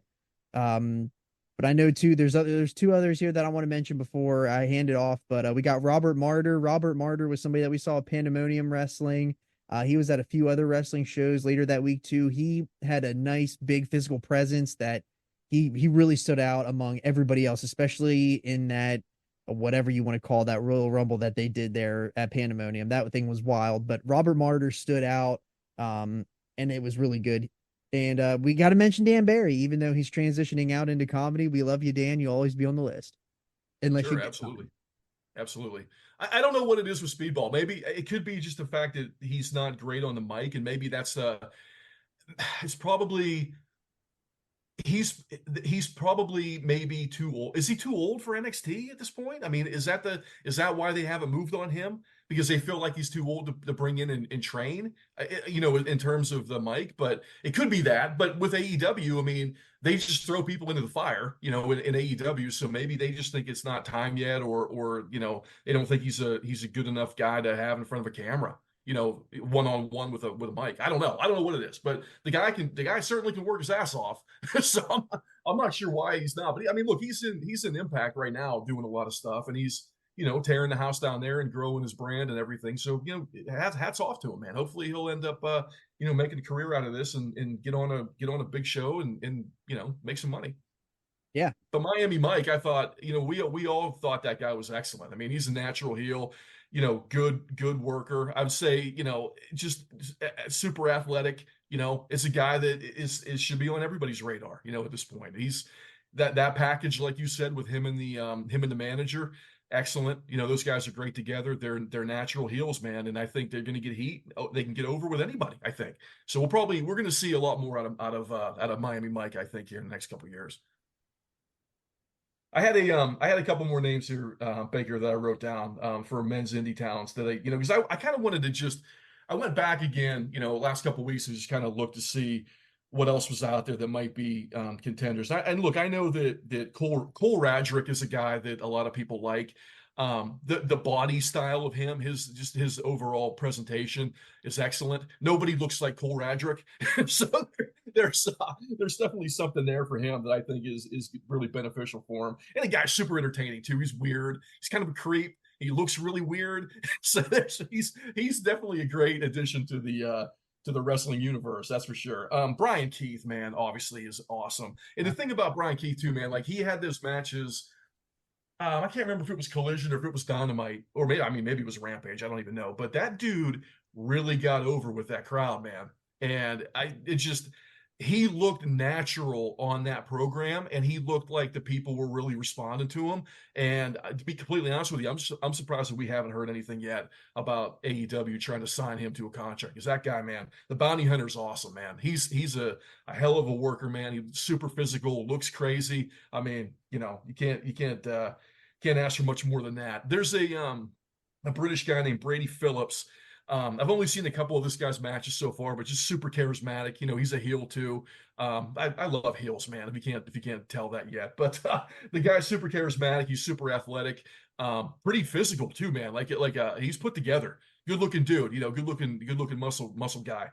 So he'll probably end up breaking out here at some point, I would think, in the next year or two. But the last one I had here were the Von Erichs, man. I mean, we haven't seen them really wrestle on TV in a long time. They were in MLW for a really long time, and they were killing it there, and they were great.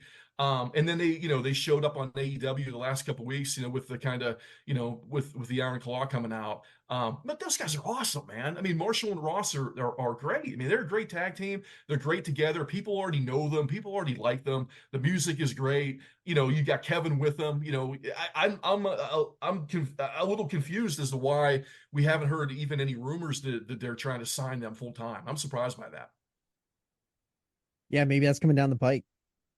Well, I think it would be good. I think it would be a good signing because they're natural baby faces, man, and they've got that lineage, and they work really well together. I mean, I don't know why we haven't.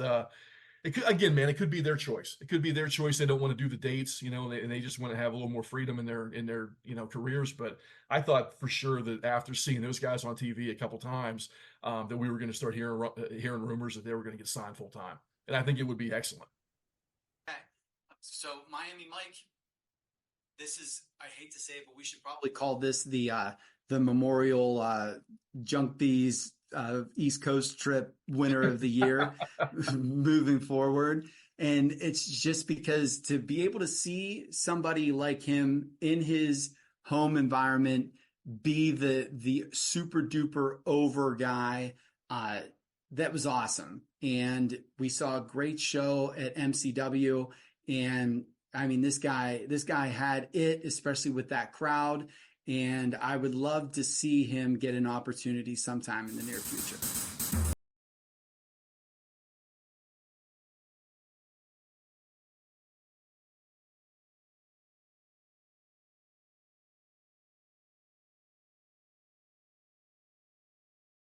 I'd like to give a big shout out to Johnny Bake Show, Andretti, and the Mongoose for voting me, Miami Mike Walker, the best unsigned talent in pro wrestling today.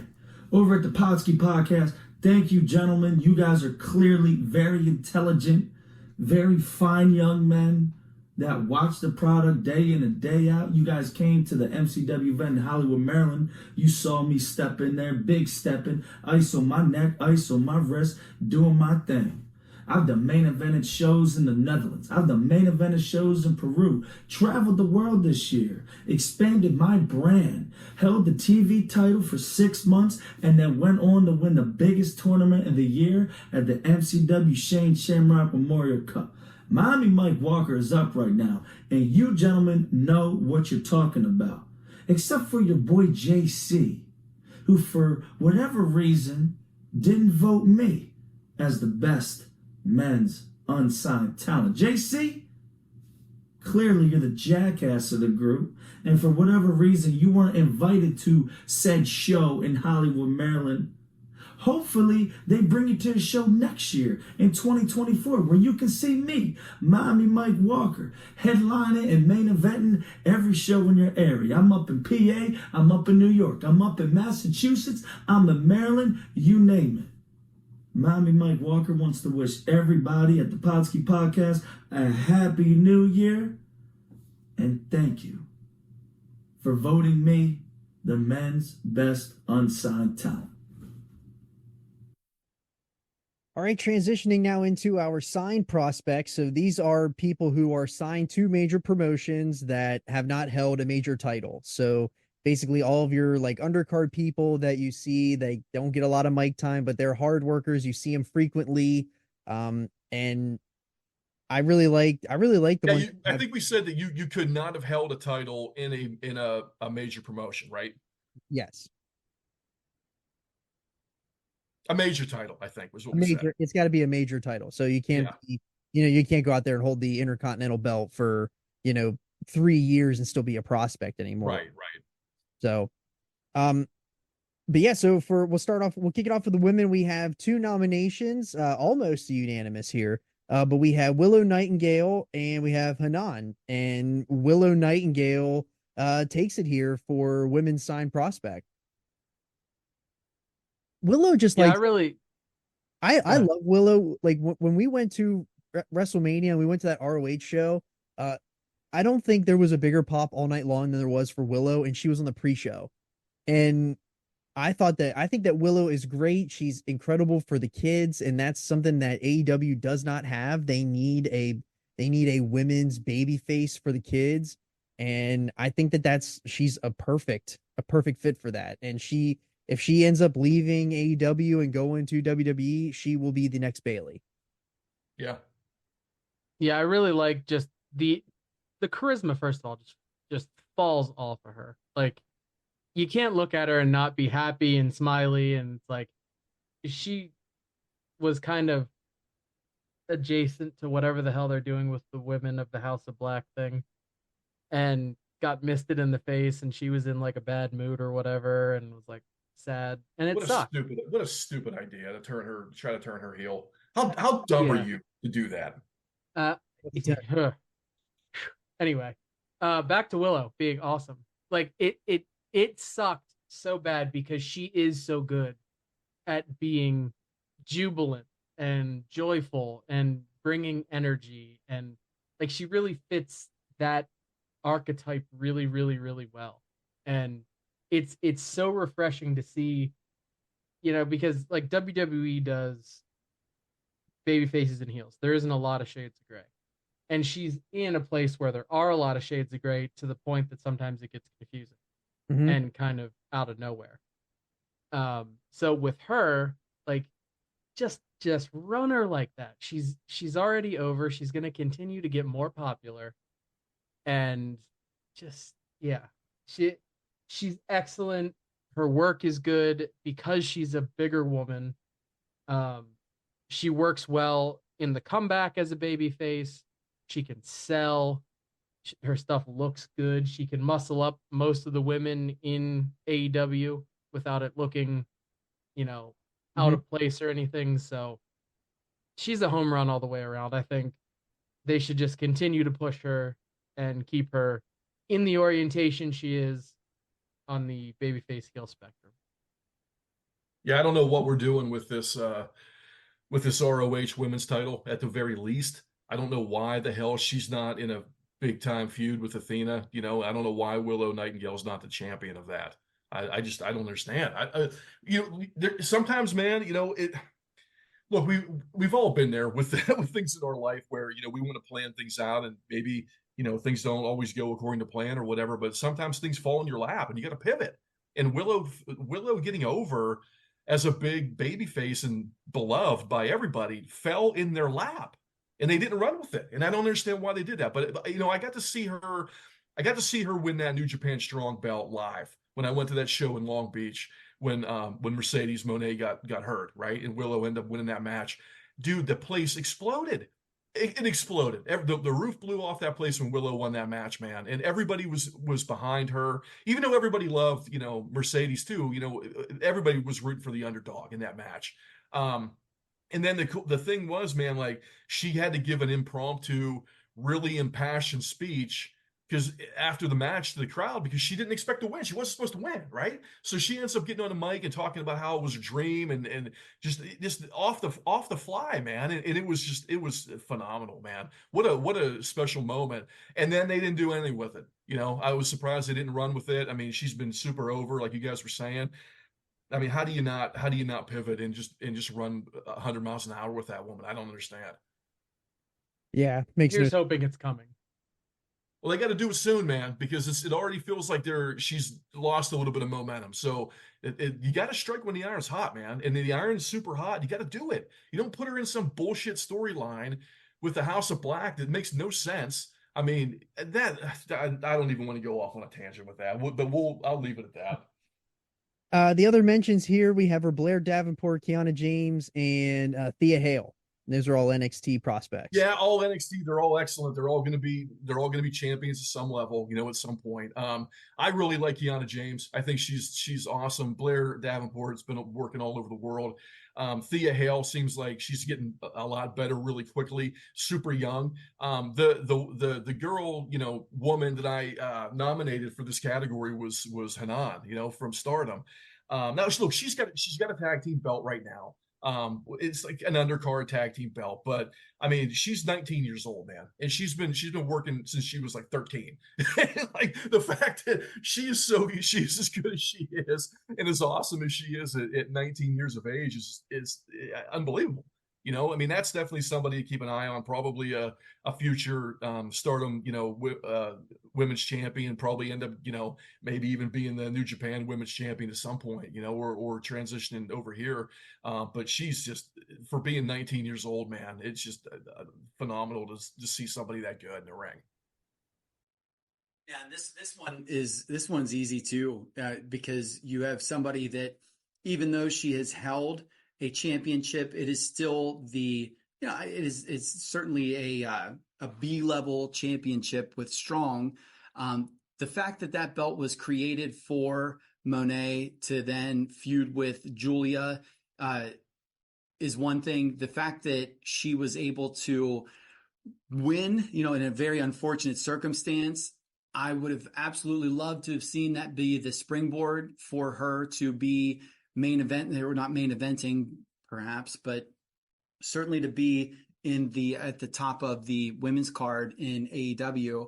And it's a shame that we haven't seen that yet. And my only hope is that they don't wait too long, because we've all seen that happen before, where you want somebody to wait their turn, and by the time it's their turn, time's passing by, the crowd has moved on to somebody else. And I do truly hope for her sake that doesn't happen. She does have enough charisma, though, where even if that were to happen here, I do believe she can go somewhere else and be a mega star. She exudes that Smiley Bailey, like, how are you ever going to boo this personality?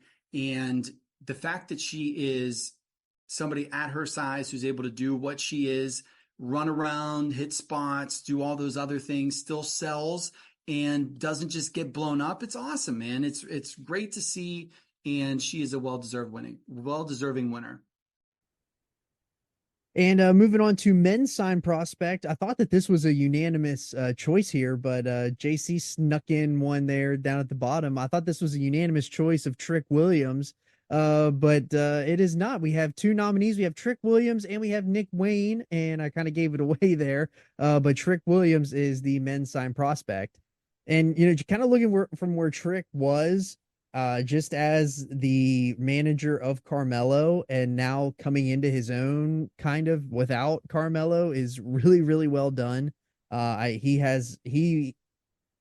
Carmelo is the star that is coming to the main roster at some point, but Trick will be not far behind him, and they're going to have a special run on the main roster. I love them. And then we also have the other mentions that we got here are Dragon Lee, Kyle Fletcher, Noam Dar, and Oscar Lube. So it's for me, Trick Williams, it's just the confidence that he has gotten over the past year, man. Just growing into that position and growing into that role and like getting more comfortable. I mean, that dude just accelerated in that environment, man. And it's He's going to be a big star, man. And like you said too, man, like I've been a little down on Carmelo Hayes. You guys know that. Through the chat and through the show too, I've been a little down on that guy, but he looked like a freaking star in that Kevin Owens match on SmackDown. Like it's coming. It's coming with Carmelo Hayes. He is the guy. He'll be a big star in the main roster too at some point. But man, Trick Williams, just the growth of that person and that character over the last year. There's just nobody that can match where he is, for sure. Yeah, with me going with Nick Wayne, and I also had Dragon Lee and Kyle Fletcher. I don't watch NXT. It's just not something I have time for. So I don't really have a ton of experience with Trick Williams. Maybe when he comes to the main roster, I'll get to watch a little bit more if I have some time, catch up on what he's doing. But Nick Wayne, to me, like, he can do all of the moves, and I would like to see him continue to develop some more. He seems like a really hot prospect to me. There's already a lot of buzz about him. Dragon Lee, he might be getting a little bit of stalling on the main roster there, a little bit, so I hope that he gets a little bit more of a push as it goes. And Kyle Fletcher just looks like he's ready-made to be right now just a mid-card champion and working his way forward. He can talk a little bit. He's got the body. He can do all of the moves you'd want him to do. So maybe he just needs to step out of the shadow of Aussie Open a little bit and, show some of the charisma and show some of the other stuff. So leave his trash bag partner behind.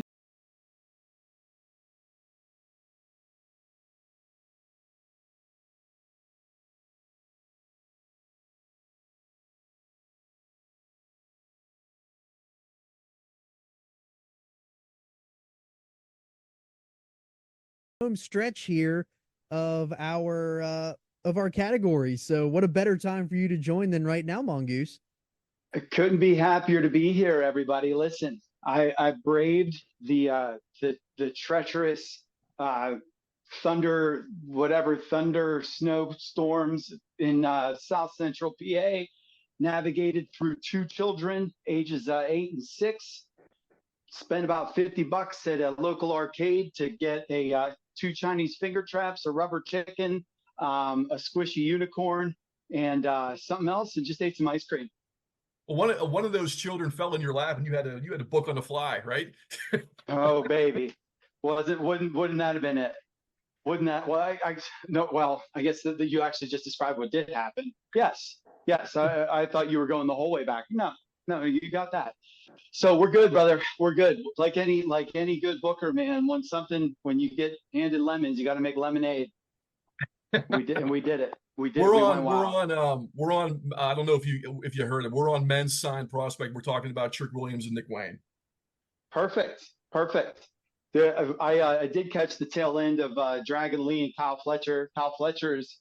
I think Kyle Fletcher is where he needs to be, man. He's somebody that I could watch work in the way that he has with the people that he has for the next 10 years if everything stays where it should. And dude, Dragon Lee, he's the best. My only hope is that Paul's him and doesn't Vince him, and he'll be fine. Yeah. All right, tee me up, man. Let's do this. The other two, I'm trying to think. I'm looking at this right now. So the only other people that we had listed, I put Noam Dar on. Noam Dar's a star, man. He's going to be a shit ass heel for the next 20 years in that company if they keep him there. And then the guy that I wanted to give a really kind of deep cut to a signed prospect. So I went with Oscar Loibe, the young lion in New Japan, who's this really big, physical, I believe he's German, who just is white as can be and a big giant in that world, man. And he's gotten really freaking good over the last year or two now. And he's doing a lot of those kind of like the prelim shows they do in the New Japan shows. But he's also doing some single stuff too. Like they're starting to mix him in, and they're mixing Nakashima in too, with some of the 6-man tags, 8-man tags, things like that. So those guys are starting to get a little bit of a rub. But Loibe, man, freaking great. I love watching that guy, man. He's like an old school European heel. He's great. That's a guy that we're gonna hear more about here pretty soon. Hopefully he doesn't go the route of Lloyd Banks, who his star shone bright and then fizzled out. So Lloyd Bay, greater than inside Lloyd Bay. Were you the one that said that Lloyd Banks has an album coming out next year? Yes. You heard right, motherfucker. Grandmama daughter ain't raised no sucker. Oh God. Bless the child. Bless the child. All Did right. we say good things about Trick really quick though? We said good things about Trick. Throw it in, man. Throw in what you got. I just fast what I love is that when you have somebody that's supposed to be a second banana and organically becomes the first banana, I love when people run with it. I really do, because so often that's not the case, where you're shoehorned as being, the second, the other, the whatever. And the fact that obviously they had main roster all over Carmelo Hayes for the last year plus, and have let Trick get over and are now using Carmelo as a vehicle to get Trick over more, is awesome. And that's Shawn Michaels, man, all the hand pounds and high fives and everything else. And the best thing with Trick is that he was a dude that looked awesome and could go in there and do a couple of manager spots or whatever, and turned into a guy that obviously right now he's in the middle of a bunch of choreographed matches and whatever. But he's great, dude. What he does really well. The booking and the drama surrounding him with that Iron Survivor match was as magical as you can probably book anything in 2023. The line was from Alvarez, and I actually absolutely agree. I knew he won that match, and I didn't believe he was going to win that match. That was true. And the fact that he and everybody else that was in there was able to time that out, the just mega star power that he exudes, his charisma is excellent.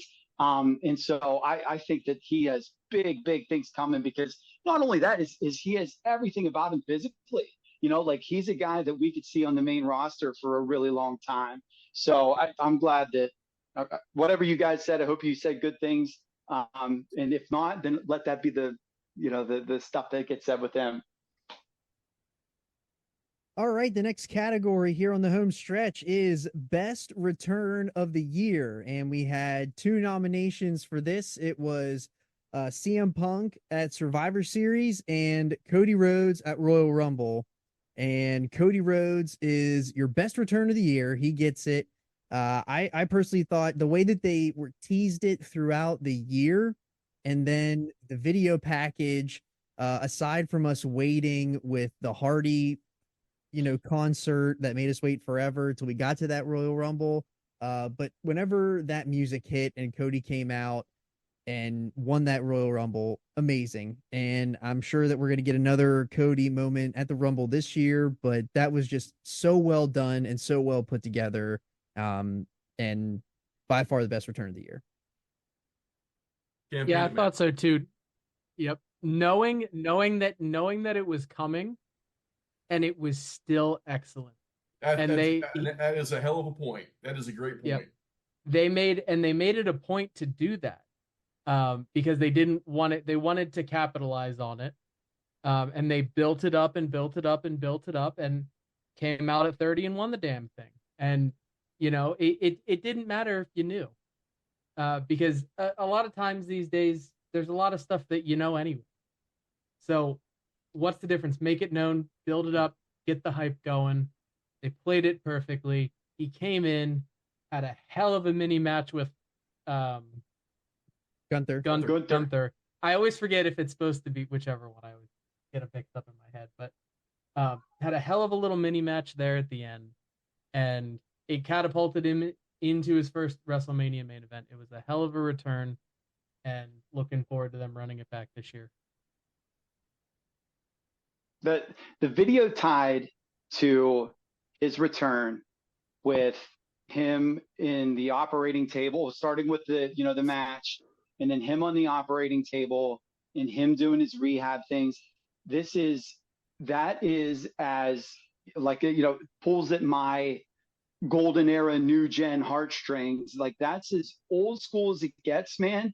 And it's incredible how effective that still is, which obviously, and that's going to transcend, not only hits the nostalgia vibes with me, but that was something that's a storyline. And when you have something that's put together like that, in which the production that they have, you are going to just rally troops around you no matter what. And that was the perfect complement with that.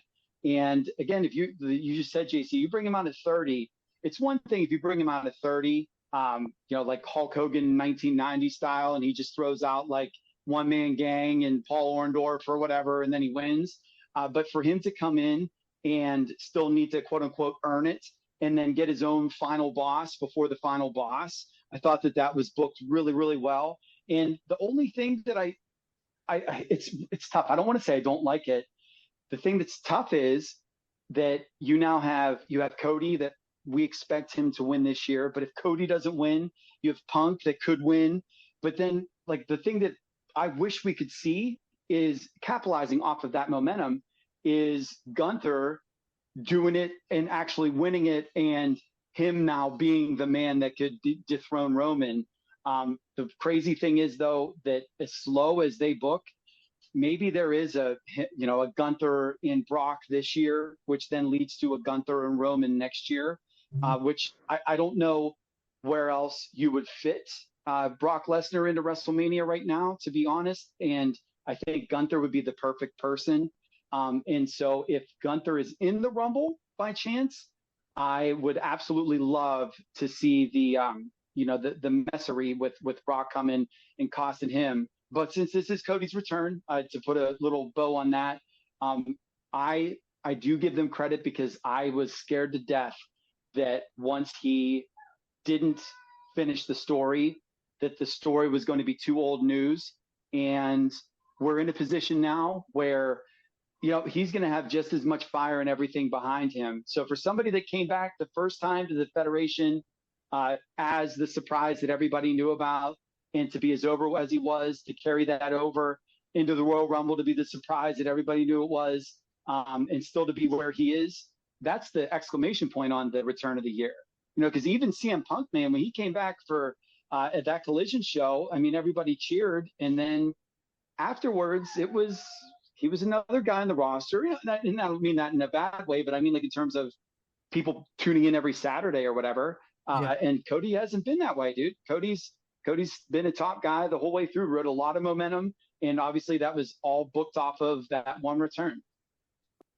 All right, and then we have some other returns that we have here. We have Randy Orton that just kind of happened like pretty quickly. We had John Cena for that run there early in the summer.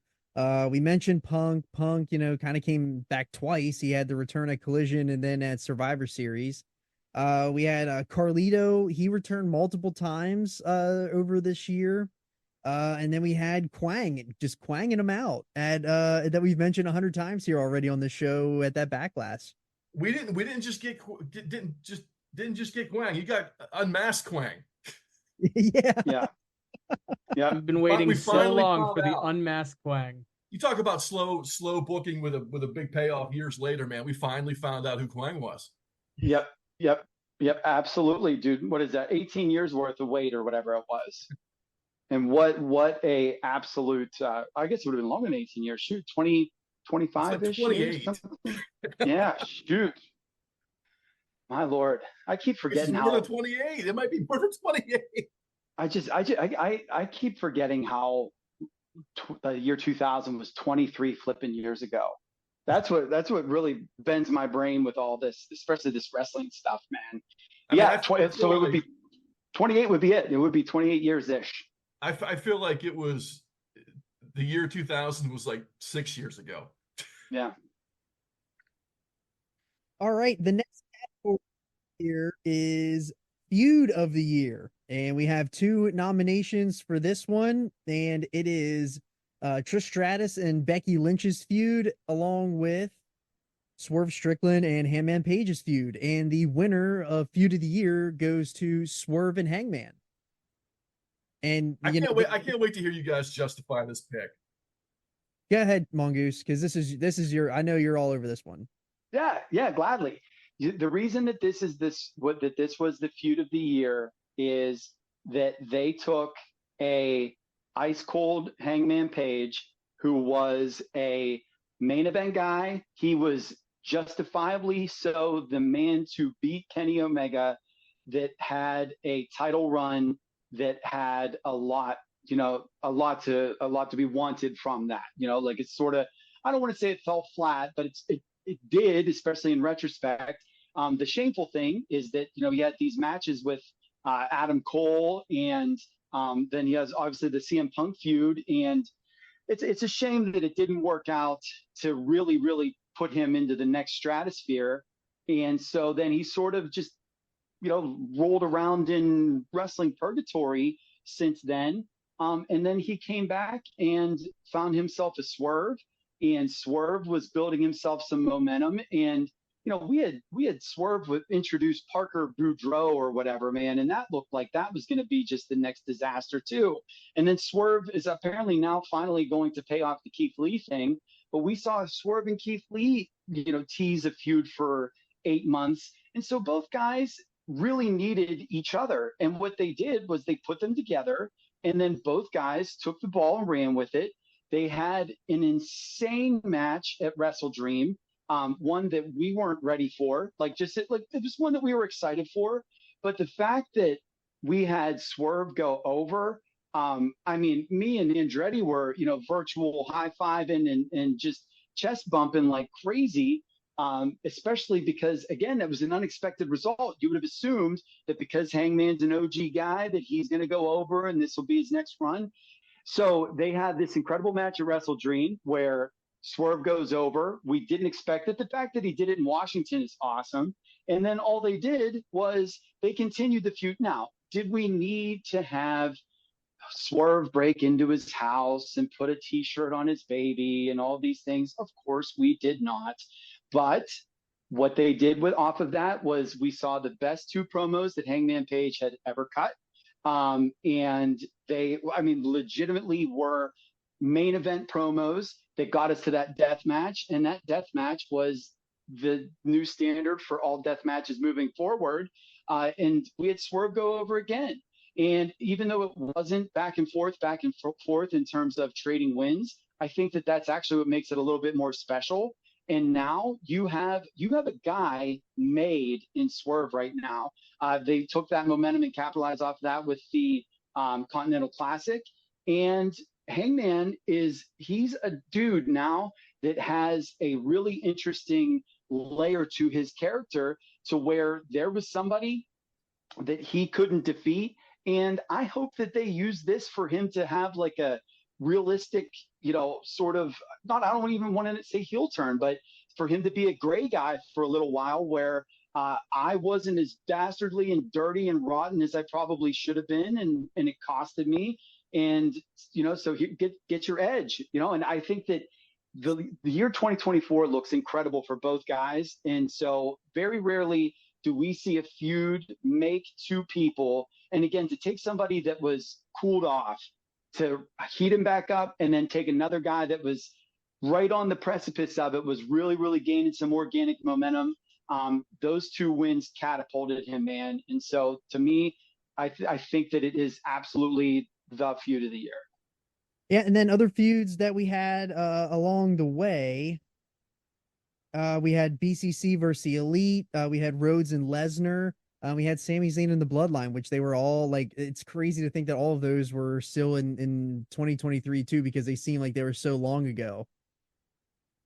Yeah, I went with Trish Stratus and Becky Lynch just because I thought that they're so awesome still, man. I mean, the fact that Trish Stratus is still as good as she is, she's better right now than she ever was, which is really crazy to say that. She took a 20-year break, right? And she came back and she was better than she's ever been. And her and Becky Lynch had a lot of chemistry together. And Lynch is, in my opinion, the greatest ever, greatest female worker ever. And just puts everybody over and does a great job. It makes everybody look like a star every time. So that feud between the 2 of them was a lot of fun to watch. And correct me if I'm wrong, but we never saw Trish work heel, right? Like I'm trying to, I don't remember her as you mean back in the day, you mean? Yeah. This aggression when she had the nose gimmick. That one I'm not familiar with. I'm not. So I'm to me, not either. I loved seeing her run with the ball as a heel. I thought that Yeah. was awesome. Yeah, a lot of fun. The ring work was great, and the way that she embraced that character to really, really, not obviously to put Becky over at the end, but that was good television, man. Her promo work, everything was excellent. Yeah, and I want to talk about the Rhodes Lesnar just real fast. Coming off of that WrestleMania loss, it was the first night right after is where they started it, and everybody was like, all right, we got it. Cody's got to earn this, right? They didn't give it to him because fans don't think he earned it. This was his first one. This is where he began that journey of quote unquote earning it, right? So who better to be the person to kick that off than the final boss, the person who has been the final boss for a good long time. And it started out like, it was interesting that it was like, all right, they're going to be teammates and Brock's cool with this. And then he dumps him on his ass at the beginning of the, final segment of that Raw. Big turn on that. And it was a big moment, and it went on. It may have run its course a little long. We wanted to get to the 3 matches, but they wanted them at certain spots.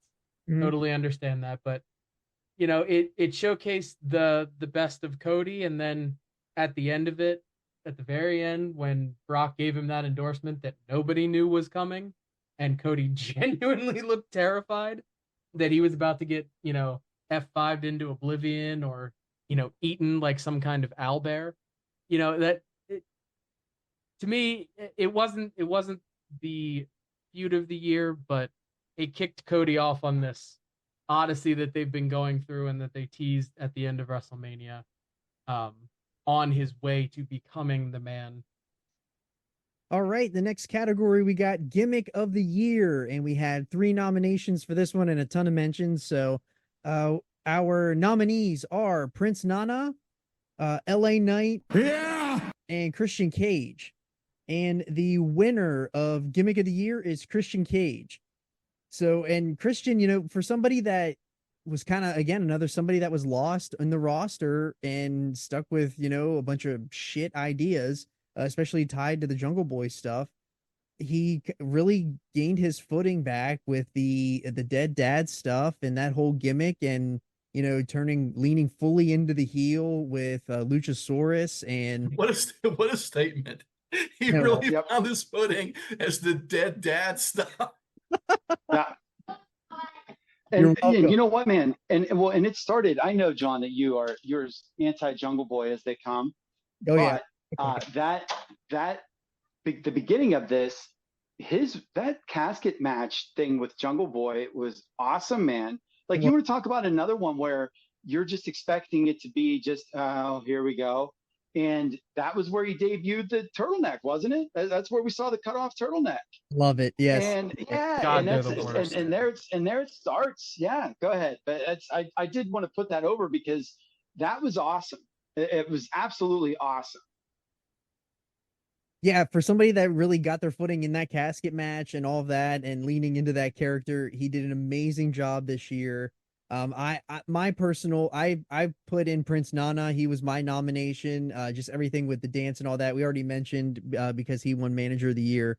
But LA Knight definitely deserving, coming out with all the chants, and he's been doing this gimmick for a long time that people are just now finding out because he's in the big company, and he congratulations on the getting the key to the city in Hagerstown last week. Didn't see you down there. Might see you if you're still hanging around when I go back to work. But we definitely do still owe you a Roy Rogers burger.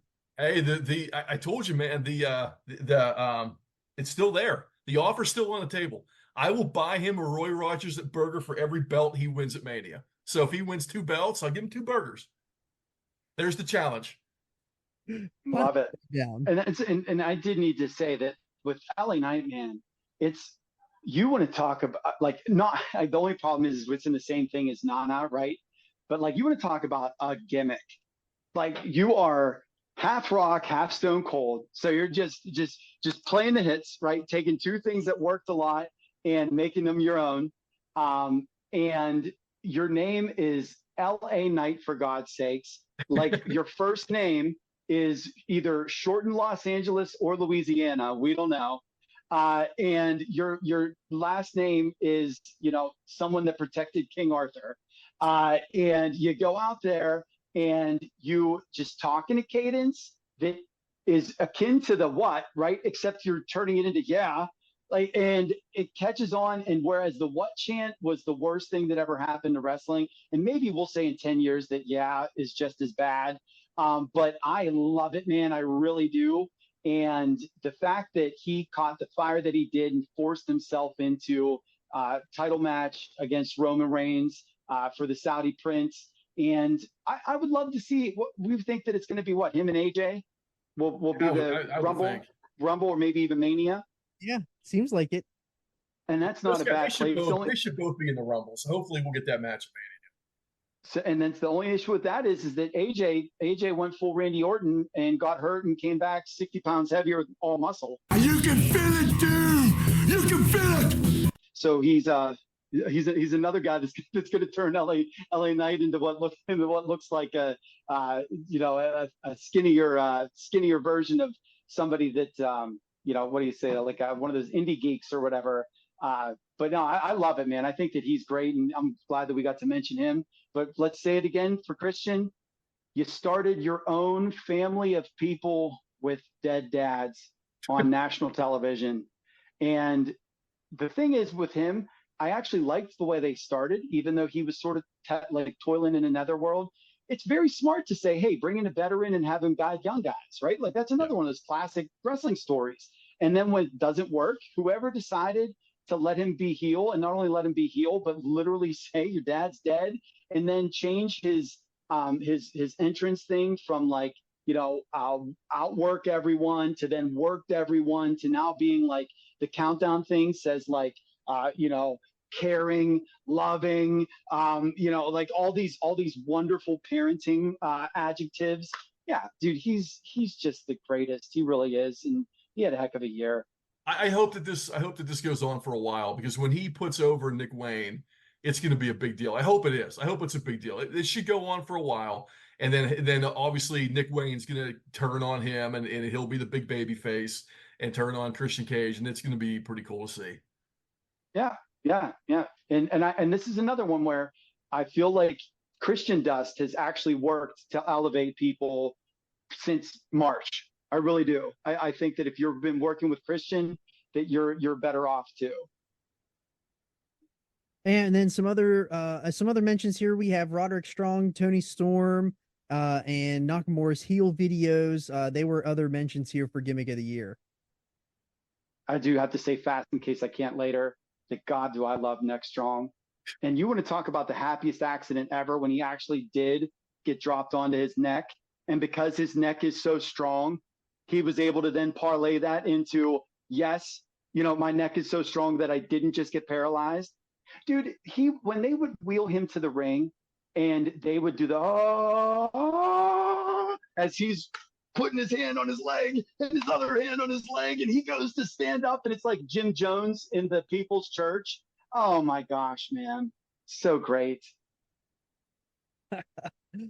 Oh my. All right. And we got a couple more yet here. We have Tag Team of the Year, and this was a unanimous decision, and it's a pretty easy one for all of us here. It's the Guns.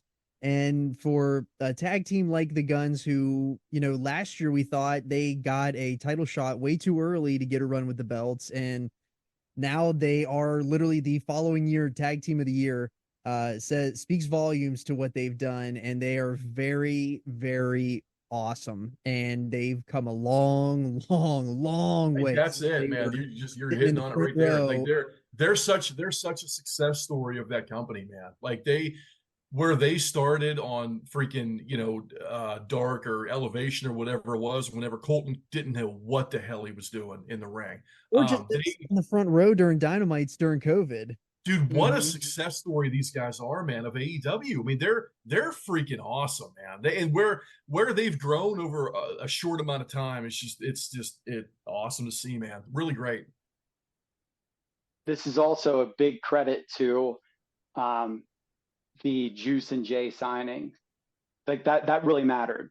because not only do you have two great workers, but those pairing the guns with those two gave those guys more charisma and personality than anybody ever thought that they had. It unlocked all of it. And you have a stable that is so good together. And then when they do start to splinter, every single, and the guns is a tag, but then you have Juice and then Jay, all are people that can go on and do other things off of that. So this has been excellent.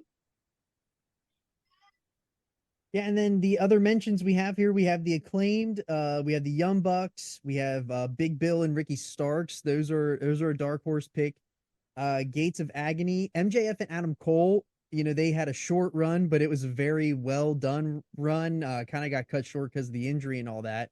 We have Stax and Tony D, TJP and Akira. Those are all of these tag teams that we mentioned are very good. It's crazy that we all of us together pick the guns out of all of us. Yeah, I think a close second for me is D'Angelo and Lorenzo, like Stax and Tony D for sure.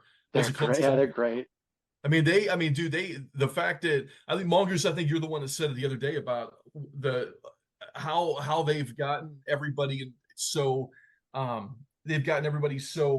board with Tony D and that storyline over the course of the past year. That's another one. Think about this in 2023 for old school booking with having a mob boss that legit has murdered people. Let's just be blunt. They've thrown people in the river. They've killed people. Yes. So people have died under his watch. And then instead of it being so hokey that it killed them, it was so campy that it worked. And the free Tony D movement, like, dude, they got the crowd to want a convicted murderer out of jail. You know? And them winning the tag team titles was excellent. And the little flip that they then did with Chase U, like those guys are great, man. And that's another one, you know, to get over something so hokey and do it so well is awesome. What I think is cool is what we don't really see on here. I had the Bucks, but I mean, it just felt like a conciliatory thing when I put them on there. We're saying new names. It's not FTR or the Bucks, or it's not New Day. It's not the Usos. These are new and different names, and that's what stuck out to me the most with that. That it's some different names, some new names. We're getting some new blood. We're getting some different ideas, and I think that's cool. Yeah, and the best part with that, JC, I'm glad you said that, is that all those names that you just said, that we are getting to the point where those guys, the Bucks, whenever we get the Usos back together, you know we will. The FTR, the Bucks, the Usos, whom else ever, they're going to then start elevating these guys when it's time for these guys to be next level. Like, we are going to see FTR lose to the Guns in a 4.5-star match sometime. At least I would hope so. Like, I think we would be shortchanged if we didn't get that.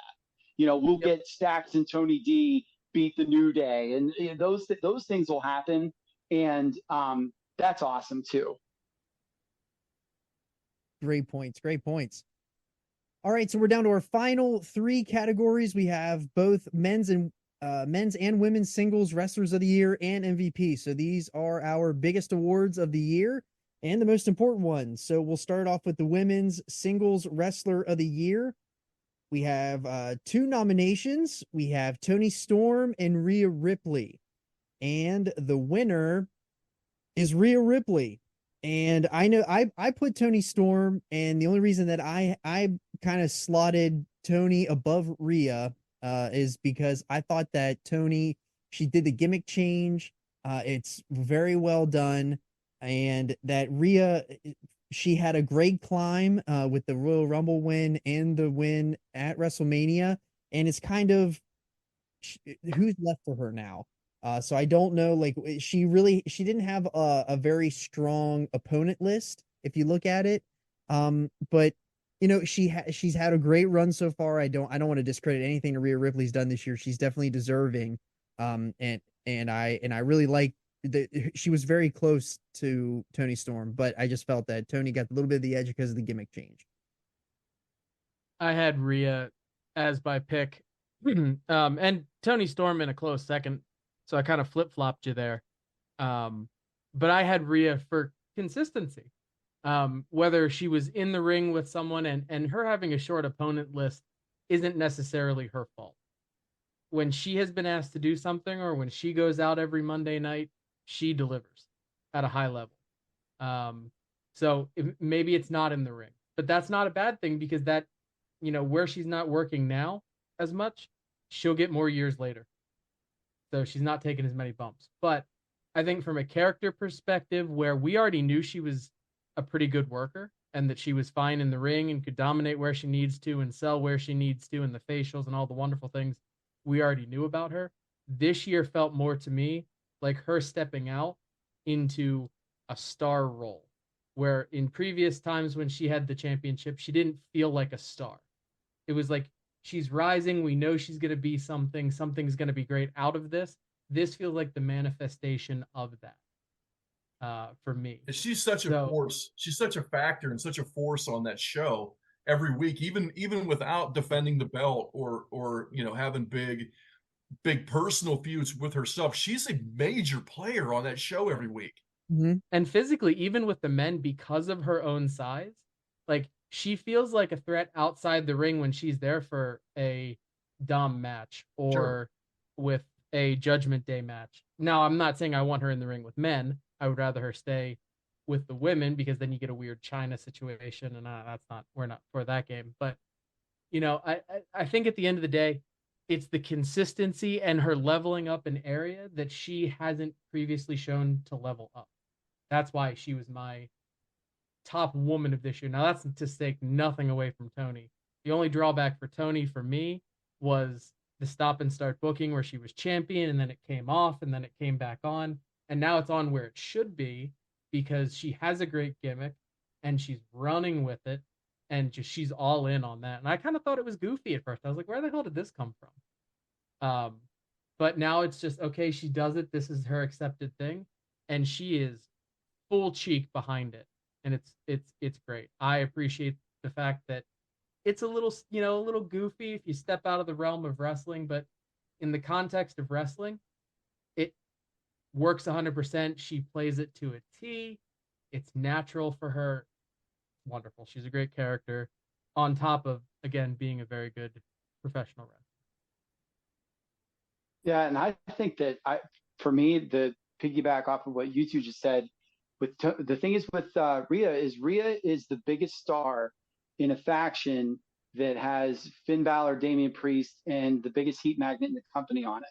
Like, she's the star of that group, and the fact that they're able to use her as first to be and this was previous to this year, it was the end of last year, but when she was the Dom Whisperer, she's the reason that we got Dom versus Ray. All of the different layers to the Judgment Day story, where we do have Priest with this briefcase and he was screwing up when he's going to cash it in, and that'll lead to Priest being a huge baby face, and it's going to be off of her back. So they'll springboard off of her. And when you said, John, that there's no one left, it's the opposite's true, where everybody's left. She just hasn't wrestled any of them yet, But that being said, and they're on the other show, so what's she going to do about that? Right. But that being said, the marquee feud that she had, and she did win the Royal Rumble this year, and that Charlotte Mania match, if I didn't see the Sasha Banks and help me, Pirate Girl, Kairi Sane. Kairi Sane, thank you. If I didn't see Sasha Banks and Kairi Sane, that would have set the absolute benchmark for the rest of the year, the standard for, women's match of the year. Like, that Charlotte match was absolutely incredible. And so the fact that we didn't get a SummerSlam match out of her was weird. We found that out not too long ago. But I do think that we get Rhea and probably Becky at WrestleMania this year. So I would expect her 2024 to be just as good as her 2023.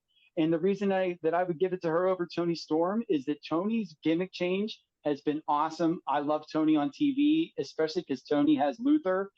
But Toni's match quality has suffered since the gimmick change. She's so in on the gimmick that she's not working the way that she did, which stinks because she's such a good worker. She should still be Toni Storm in the ring. If you want to do some of the throwback stuff, like the big wind-up punch and all that, it's okay. To incorporate that is okay, but like she's kind of changed her style in the ring, and for me, that's kind of where I've lost it with her. Yeah, and that stinks because she was always one of the best workers, especially in AEW.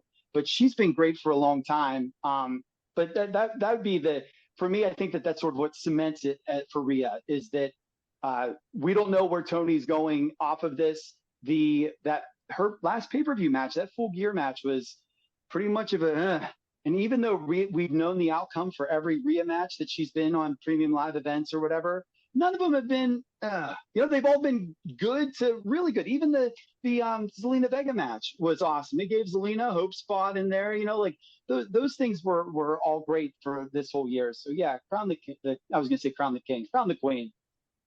All right, and we also have some mentions here. We have Trish Stratus, Toni Storm, we already mentioned here also, Io Sky, Becky Lynch, Tiffany Stratton, Julia. So we had a lot of mentions here for women's singles of the year. Real quick, just to touch base a little. We talked about Trish a little bit, before. What a year she's had, right? Becky Lynch, I think, is somebody that needs to be mentioned. She's been phenomenal with several different people. Tiffany Stratton has really stepped it up this year, man. She's going to be a major star for years to come on that main roster. Io Sky, what a strange year for her, right? I mean, she ends up winning that belt, but she's just like an afterthought in that, even in her own faction. Like it's a little strange with Io Sky right now.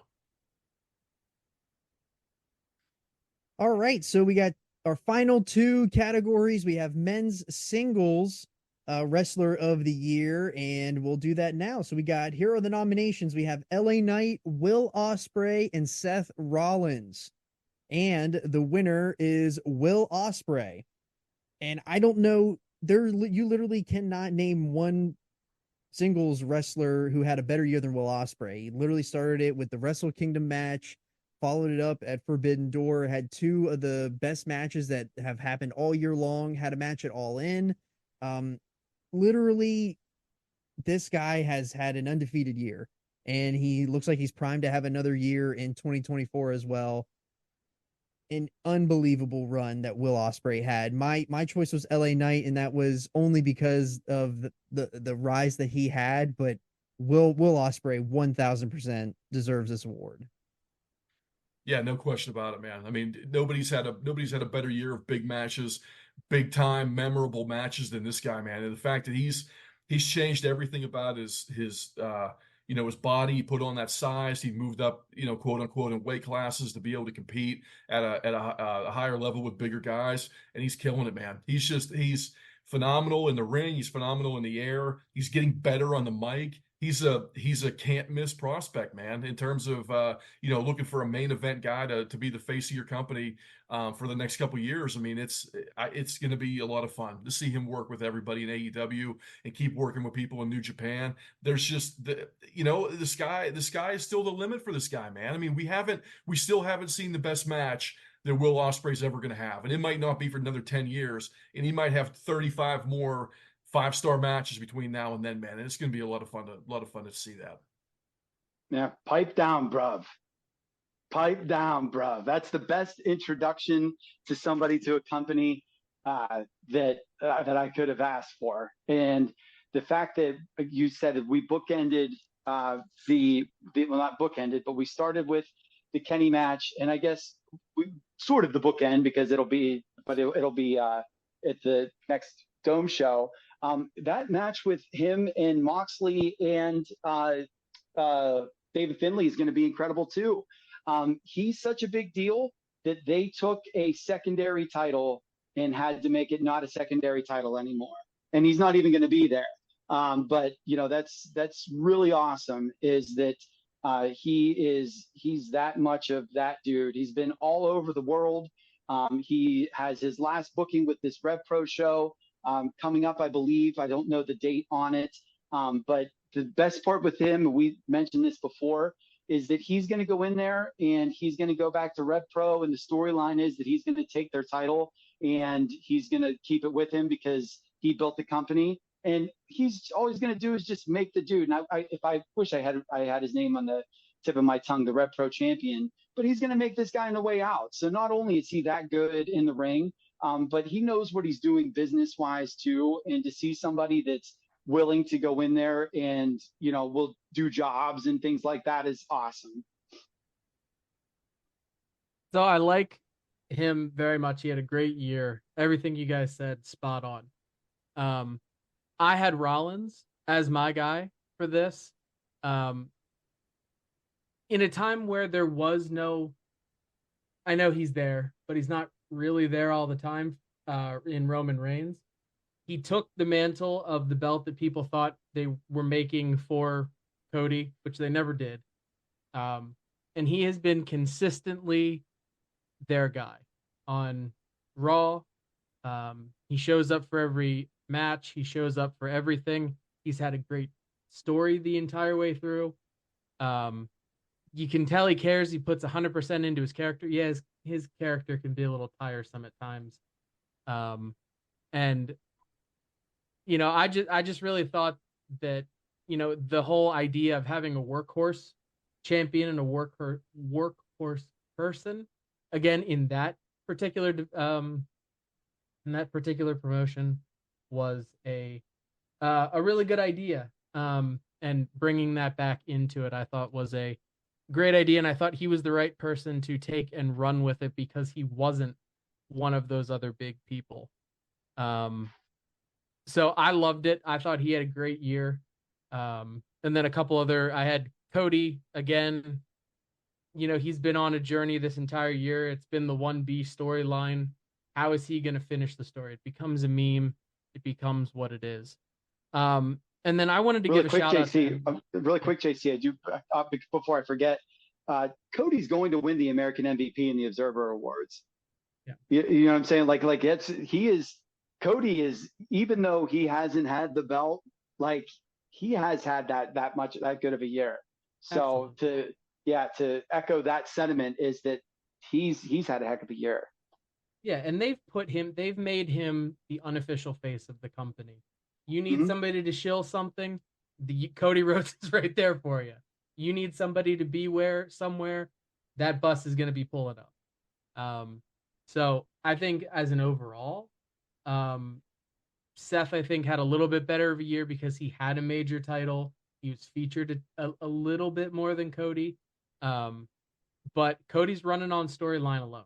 So I thought that deserved some mention. And then I also thought MJF deserves some mention. I know some people don't always love the story or what's going on with his title reign. I thought when he's there and he is in charge of what's going on, he delivers. His matches are always good. I enjoy his style of work.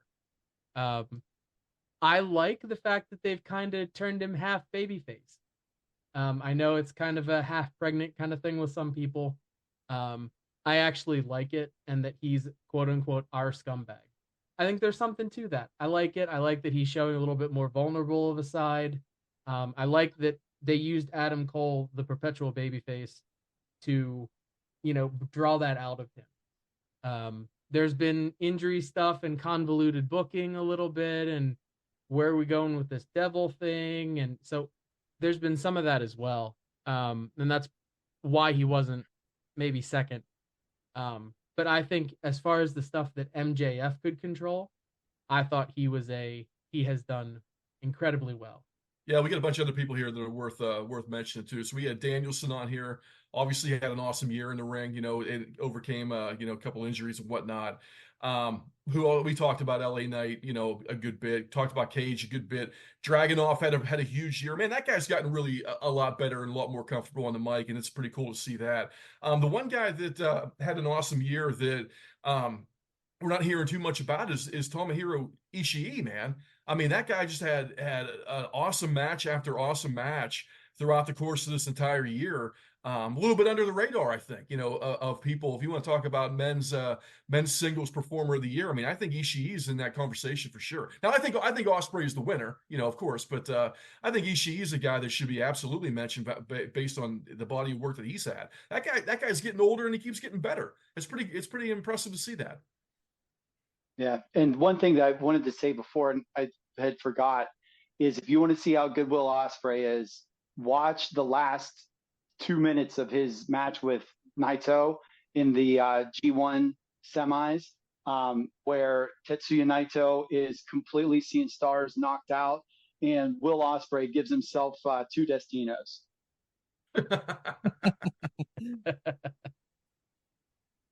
All right, well, here at the final award, this is the MVP award. This is the biggest award that we will be giving out on the show. So we have 3 nominations. We have Will Ospreay, we have Jey Uso, and we have Cody Rhodes.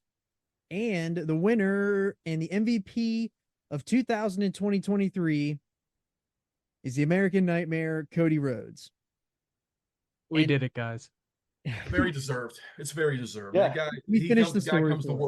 Comes to work every night, man, and he's super entertaining. Everybody loves him. He's over with the crowd. He's hard not to love when he's out there, man. I mean, he's the embodiment of professional wrestling, and he's basically, one of the biggest faces of that company in a short amount of time, even. But what a worker he is, and it's hard not to like Cody at this point. Yeah, this felt like a prove it year for Cody. I think that was very clear in the fact that they didn't crown him last year. They said, all right, you got hot, but we want to see if you can sustain it. And he has absolutely sustained it. And that was the point. And I think that's the difference right now with an LA Knight. I think LA Knight is kind of starting to get to the point where Cody was last year.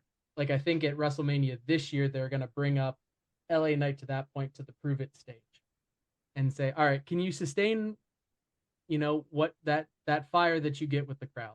And Cody has this year. You've asked him to do anything. He's there. He's professional. He kills it. Even drunk on stage, the man freaking kills it.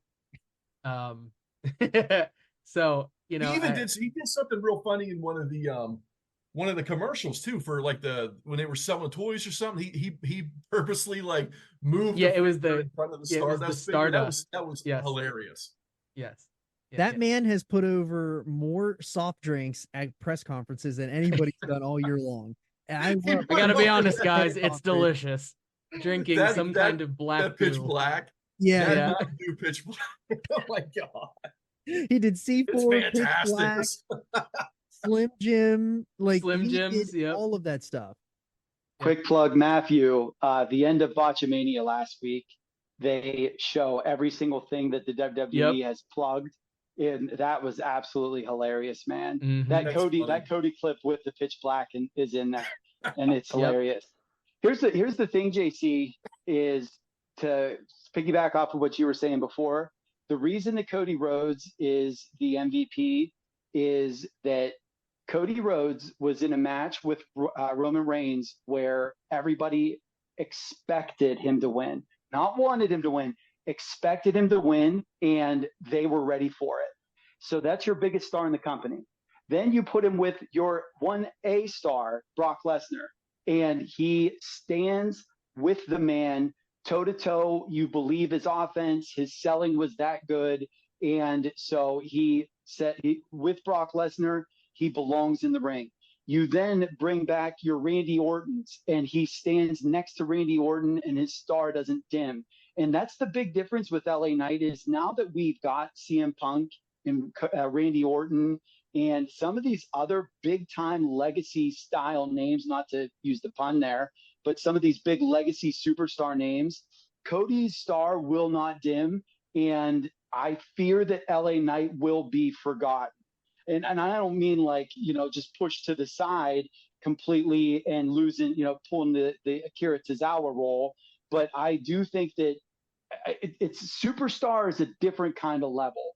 And we'll see if LA Knight was the 1 year wonder, the Cinderella team, or if he's going to be able to take the ball and run with it, because Cody Rhodes, he's proved that he belongs, man. It's been Here's incredible my to see. worry. My worry, I have the exact same worries about what's going to happen to LA Knight. I have the exact same ones because like I've been saying to you guys, LA Knight got transfer portaled is what happened because he was the guy that signed. It was going to be the next big guy to get on the field, and now all of a sudden the coach brings in 3 or 4 guys that are bigger than him through the transfer portal. And you saw him standing next to Randy Orton in the ring. I mean, dude, Randy Orton looked like freaking Andre the Giant standing next to LA Knight in that match, man. So I'm a little bit concerned that they've brought some people in now that are possibly going to be slated above him, you know, and kind of put a little bit of a cap on that guy. And I am concerned about that, but we'll see, man. I mean, the guy, he's got a hell of a lot of talent and he's really over. Hopefully LA Knight will be a big player at Mania this year and it'll lead to something. And worst case scenario, as long as he can keep the crowd, there is nothing wrong because when that music hits and when you have the crowd scream, yeah, there's nothing wrong with being the curtain jerker on huge shows, man, for 10 years, 12 years. There is nothing wrong with that at all. And if that's what ends up happening, well, then so be it.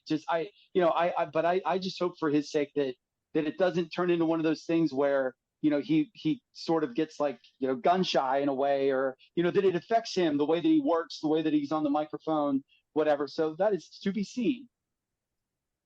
Yeah. And my mention for MVP, I very much would have loved to put Cody Rhodes at my number 1. And I feel like I have a 1A and a 1B. And I just kind of went with the outside pick and I went with Jey Uso. And I felt that Jey, even though he did some hot and cold, often start and stop kind of stuff, you know, transitioning to Raw, outside of Cody Rhodes, I don't think there is a bigger baby face on the roster other than Jey Uso. And Jey has really come into his own as a singles guy. Now he is riding off the coattails of, you know, Cody and this bloodline deal. But he's really found his footing and his step as the single star.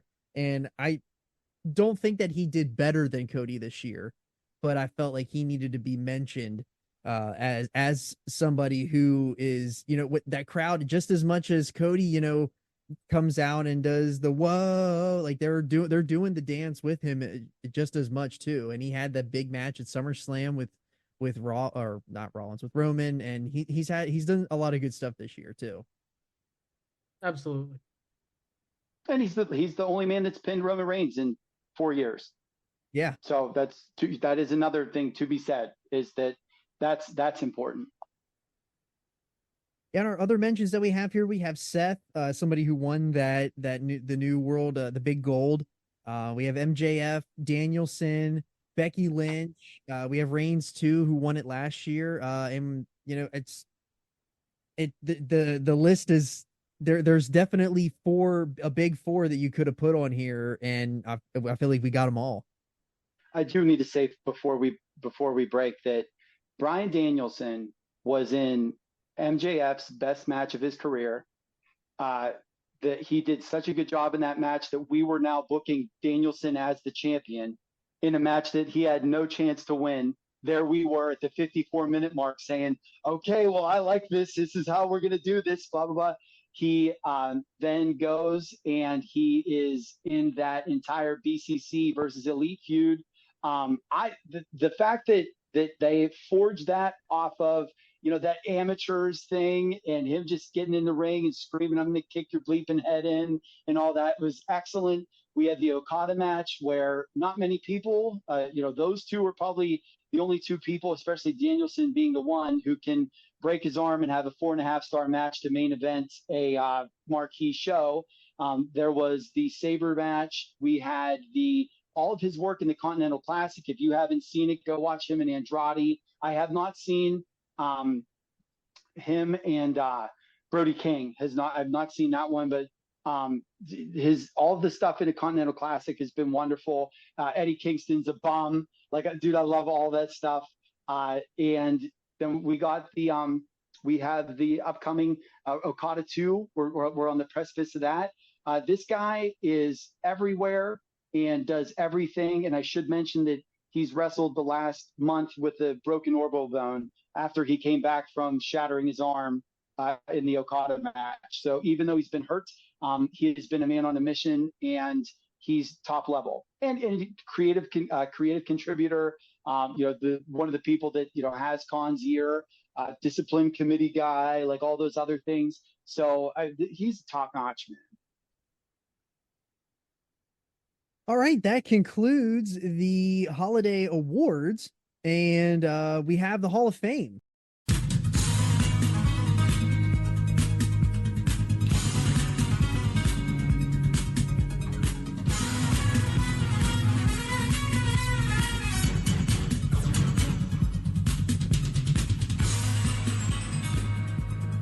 The Hall of Fame is something that, we have 3 different categories. So we have a figure that we induct. Each person inducts their own figure. Each person inducts their own moment. And we also induct a talent. So last year, we had our first induction, and this is going to be our second. So with it being our second Hall of Fame induction, I think we'll kick it off with our figure inductions. I guess I'll kick us off here. My induction into the Hall of Fame for this year is going to be what was our figure of the year, the Gobbledygooker Ultimate Edition. I just felt like that figure is just such an incredible, unique piece that needs to be loved and adored. So it is going to live in Podski Mania forever. I thought you were going to say in poverty. I was going to say that poor Gooker. Live in poverty. The person who played it. That's it. Yeah, seriously. Maybe Hector Guerrero did live in poverty after that. I don't know, man. Might be. Anybody check on Hector Guerrero lately? How's he doing? Google's Hector Guerrero. Yes, place in a wellness check update after we get done here. Siri, how is Hector Guerrero in 2023? Is he still good? Is he good? Is he not good? He's alive. In poverty. That was my Siri. All right. Who wants to go next? We want to do I got Mongoose next on my list, so we can go Teddy next. Okay. Let me do it. Happy to give my first ever whatever it is, nomination or votes or whatever, to the Giant Gonzalez Hasbro. Look, man, this figure scaled was bigger, right? So I mean, obviously you can't go like 8 or 9 inches tall with this figure scale that they had, but right, you got that right. But look, man, the action on this figure was great, and the actual construction of the figure with the fur being on. The only thing that I wish was that it was an evident muscle shirt rather than it being just straight muscles all over him. He's so jacked. It is. He looks like the Texas Tornado, dude, with fur on his shoulders and on his legs. But look, man, when that thing came out, that was a oh my God moment, seeing that one in the stores. That was a huge, and to be honest, my nominations for this, hopefully we only run the Podski for 30 or 40 more years. My nominations are all going to be born of, oh my gosh, whenever I saw those things at Toys R Us or Hills or whatever. And that was one of them. That was a huge deal. Somebody that came into the territory as an instant monster heel. He was always in the main events at tournaments. He would lose out in the end. But this guy was a great figure. Holds up as being one that if you had that on a shelf somewhere and people didn't even know what wrestling was, they would ask about it. And everyone that knows what wrestling is would say, dude, that figure is awesome. So I thought he was a slam dunk. Andretti, you want to go next? Yeah, I do. I want to go. And this is a special one for me because I'm going to give a little bit of a backstory here about why I'm putting the Hasbro Ric Flair into the Podski Hall of Fame. Last year, I think my pick was the Remco Michael PSAs, and I had a story behind that. So this year, I'm going to give you a little bit of a backstory about why I picked the Hasbro Flair. The story goes back to when the toy came out. Okay, we're going to talk a little bit here about Claire Yeager. who was a guy that lived in the neighborhood. Everybody called him Sarge. He was an old guy that lived down the street, really close to Liberty Park swimming pool. Turns out I'm actually related to Sarge. I didn't even know that till years later. So I'm going to give a little bit of a bio here. Blair was a graduate of Adams High School. He was U.S. Army, SFC, veteran of the Korean War, Purple Heart recipient of the Vietnam War, served active duty in support of Operation Desert Storm, and was awarded the Army Commendation Medal, 4 Bronze Stars, and several unit citations. Member of the American Legion in Olive Hill, Kentucky, and in Grayson, Kentucky. Grayson, Kentucky, oddly enough, I didn't even read this until right now. Grayson, Kentucky is where me and Bobby Winter stopped on the way back from Cincinnati to take him back to Charleston to the airport whenever we went to visit our friend Amanda in Cincinnati. So we stopped at, I know I mentioned this before in the show, there's a really good barbecue place in Grayson that has the gold barbecue. That me and Bobby Winters went freaking hog wild on that barbecue whenever we were there. It was unbelievable. Really great. Wow. So coincidence, man, just a coincidence on that. But so Sarge, also founder of 3D Oil Burner Service, now known as Jaeger's Heating in Wimber, loves spending time with his family, a devoted and hard worker, avid Cleveland Browns fan, enjoyed sharing vegetables from his garden. Now, why do I say all that? Because Sarge was a character in the neighborhood, man, and everybody knew him, and he drove this big, awesome looking truck with a big army thing on the bug shield in the front. And I really wanted that Ric Flair Hasbro. I really, really wanted to get that toy. And my mom would not drive me to Hills to get it, right? She would not buy it for me, wouldn't drive me out there to get it. And I made a deal with her that if I could come up with the money quickly to go and buy the Ric Flair Hasbro, because dude, it was just eating away at me because I saw it, right? I saw it at Hills. I didn't have enough money for it at the time when I saw it. Came home, was festering in my mind for a couple days, and then she finally agreed that if I could come up with the money, she would drive me to Hills to get that figure, right?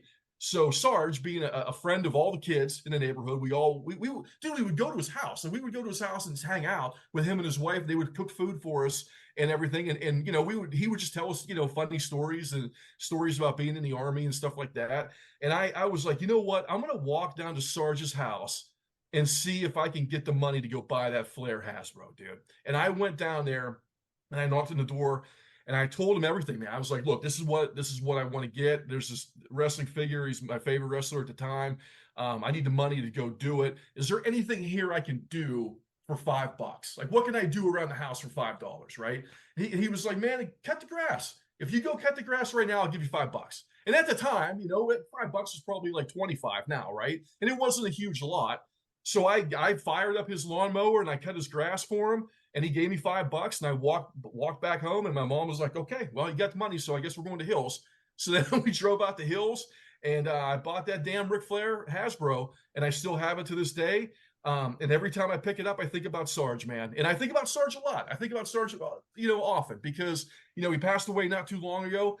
And, you know, it's sad story that, you know, obviously got older and older, you know, and passed away. And, you know, you move away, or, you know, you get older yourself and you lose touch with people. But I'm so glad I still have that Flair Hasbro, man, because every time I pick that thing up, it reminds me of Sarge, right? It's like the action figure embodiment of all those memories with Sarge and with hanging out in the neighborhood and him being a good dude. So I really wanted to make sure that I got him into the Hall of Fame here for the figure. All right. Great story. Give us your What's up, Sarge?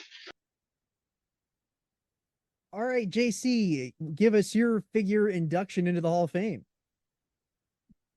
So, while I can't follow that story even remotely close, hell of a storyteller we got on our roster here.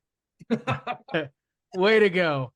I chose the Defining Moments Crow Sting figure. I have it here. I'm sure Bake will put up a photo of it. But I don't remember a lot about that era of wrestling. I remember watching Nitro. I remember being a little Stinger. At the time, I would have been 7, maybe 8. I remember that character sticking out of my mind. I remember being excited for that character, but I don't remember a lot. about that time in my life or anything else. So I came away from wrestling, and then one of the big things that really drew me back was Sting. And Sting at the time was coming to AEW. Huge moment for me. I remember texting with John and just being absolutely excited. Lost my damn mind, which I rarely do. I very rarely get that excited about anything. I finished a PhD and I was not that excited. So way to go, Steve Borden. But I wanted something to have a physical manifestation of that. And Sting's had a blessed figure career, if you will. And by God, when I saw this figure, I thought that's the wrestling I remember as a kid. And just being excited about that. And I remember the feeling of excitement and that being brought back to me in his return his arrival at AEW, and just being so excited for that. So I actually have a min on card one in a figure defender. I took it off my wall for this, and then I have a loose one as well. And you could threaten that I couldn't have any more figures. I had to sell all my figures, get rid of them, whatever. The one I would keep, even above my Series 1 Cody AEW, is that defining moment Sting. It is a perfect Crow Sting figure. It looks great in the box. It's the special defining moments packaging from that era. It's just a wonderful presentation. They shrank Steve Borden from that time period, and this is my official petition to Jazzwares to make a frickin' Supreme Sting, please, for the love of God. Why have you not done this already? I know we're getting a Blade Runner Sting, which I absolutely love, but like, I don't know if he's not signed long enough term that they haven't made it yet, or what the hell is going on, but please, please, please, please, please do it. Thank you. All right. That concludes our figure inductions. And now we move into the moments section. Now, the moments are things that have happened on television. They could be a storyline, they could be a vignette, they could be anything that you've seen on television. So in my nomination into the Podski Hall of Fame for the moment is the DX Invasion. And I remember kind of whenever I got into wrestling, obviously, like, I came in the Ruthless Aggression era, but one of the things that they always would do cuts for to look back on was always the invasion angle. And then when you get in and you see, like, as a little kid seeing DX invade WCW, like, it was insanity. And to think back that defined a generation, especially in the Attitude Era, and, where they literally drive that truck down to that garage door, and literally Kevin Nash is standing on the other side of that, garage door saying, like, let him in, and they would not open that door. And just to think about, like, the what could have been moment, where you literally had WWF and WCW on television at the same time, it would have been absolutely insane. But just they've remade all of these figures in the last couple years. They are in the Legends line. They are fantastic. I already had them previously, so I didn't need them. But the absolutely needed to be this absolutely needs to be added to as a moment in the Podski Hall of Fame. I'm a huge Triple H lover. Everyone knows that I'm the biggest Triple H mark that there is. So why not better than to put the DX Invasion in there? So that is my moment going into the Hall of Fame. Andretti, you want to give us your moment? I'm actually really interested in yours. Man, I've got a soft spot for 90s storylines that just get dropped because they're not good. And one of my favorite ones from being a kid is the Cactus Jack Amnesia storyline where he was lost in Cleveland. All right. So Cactus Jack at the time was in a feud with Vader, who power bombed him onto the concrete. Okay. And he got injured. I think he injured his foot, his ankle or his foot. But they did the I think this is the case. I think he injured a body part, and they took him off TV, and Dusty Rhodes pretended like he had a concussion, right? And so they took him off TV to bring him back as a big baby face whenever he came back to fight Vader, right? And he ends up going to a hospital and escapes from the hospital and disappears into the streets of Cleveland. So they bring in this fake reporter over the series of weeks to try to find him on the streets, right? So she finally tracks him down, and he's living with homeless people, and he has amnesia and doesn't remember his family, doesn't remember who he is, any of this stuff. And somebody higher up in WCW at the time, or on the TV network or whatever, was like, dude, enough. Like, we're done with this. We're not doing this anymore. And they just quit. They just stopped it. Brought Cactus Jack back on the TV. Never mentioned it again. Never followed up with anything. It was just swept under the rug like it never happened, dude. And I love that shit, man. I love that shit when stuff gets so off the rails that they're just like, we can't. What are we doing? Like, we got to stop. We're just going to stop, right? We're just going to pull the plug on this and never follow up with it and never mention it again. And that was one of those angles, dude. And that thing has just lived on in my head and in my heart for 50 years. And I'll keep loving it forever, man. I'm going to keep on loving you, man. That's for sure. All right, Andrew, or JC, give us your moment into the Podski Hall of Fame. My 2023 is moment of the year is John messing up me and Andretti right there. I keep reading the list back and forth. I just keep getting them mixed up.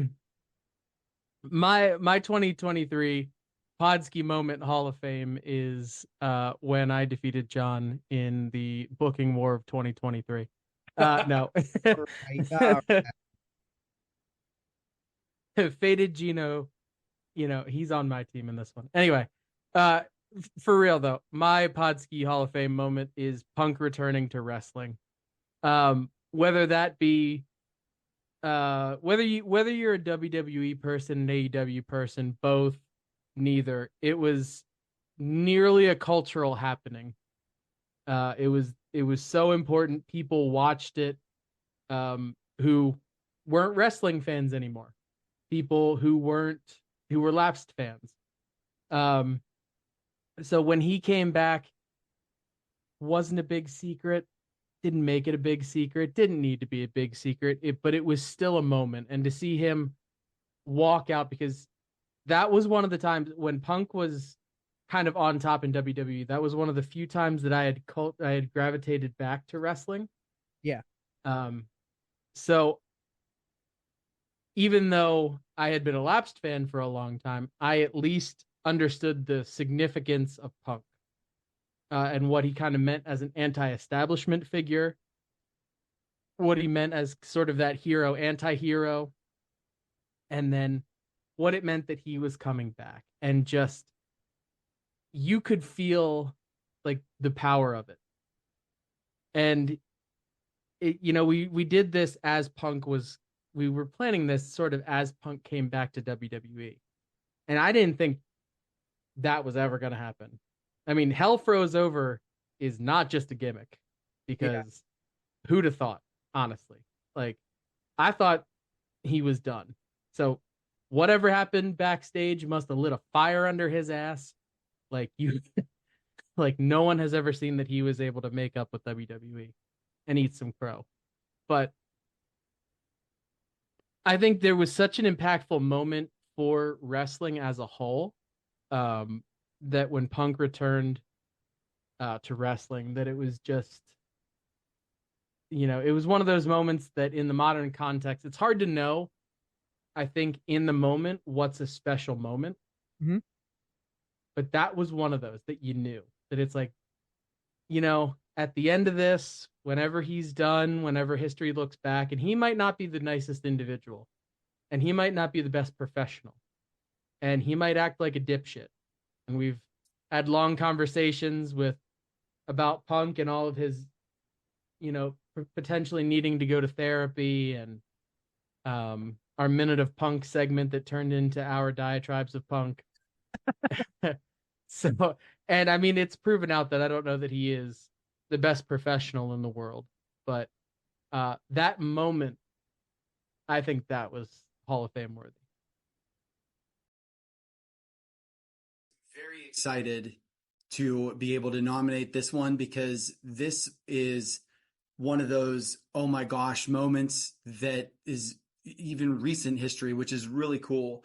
And we had Kenny defeating Trent Beretta at Power Struggle in 2017, and match is over. Great match, by the way. Match is over, and there's Kenny with his U.S. championship, and what comes on the big screen but Chris Jericho, and he throws down the gauntlet for Wrestle Kingdom in 2018.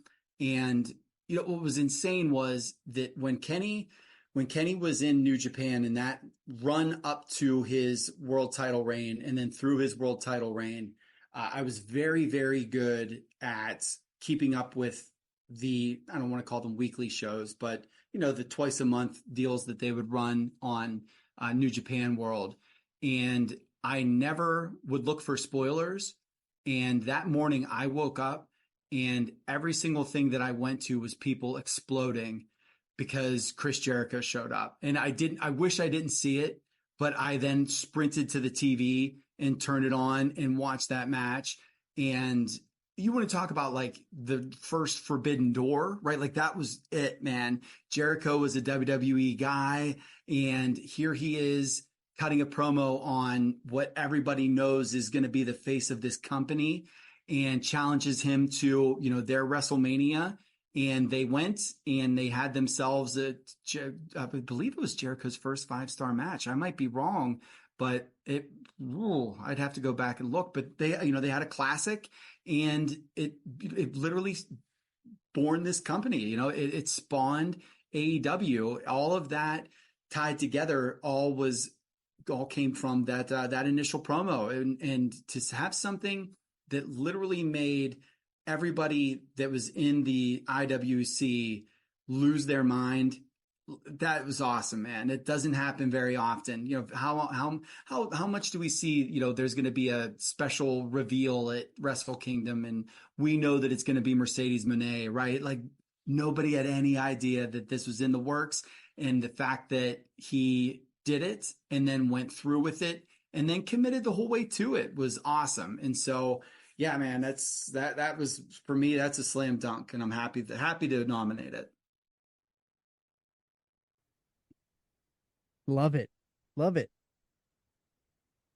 Moving on to our talent section. So we each get to induct a talent. So that could be a wrestler, it could be a GM, it could be a figurehead, or it could be anything. Any talent that is on screen is eligible for this induction into the Podski Hall of Fame. And my induction is going to be Stone Cold Steve Austin. Many know that my favorite wrestler is Triple H, but my favorite gimmick is Stone Cold Steve Austin. And Austin 316, the bottom line, all of it, he stood the test of time. And he was the biggest wrestling star that the company has ever had outside of Hulk Hogan.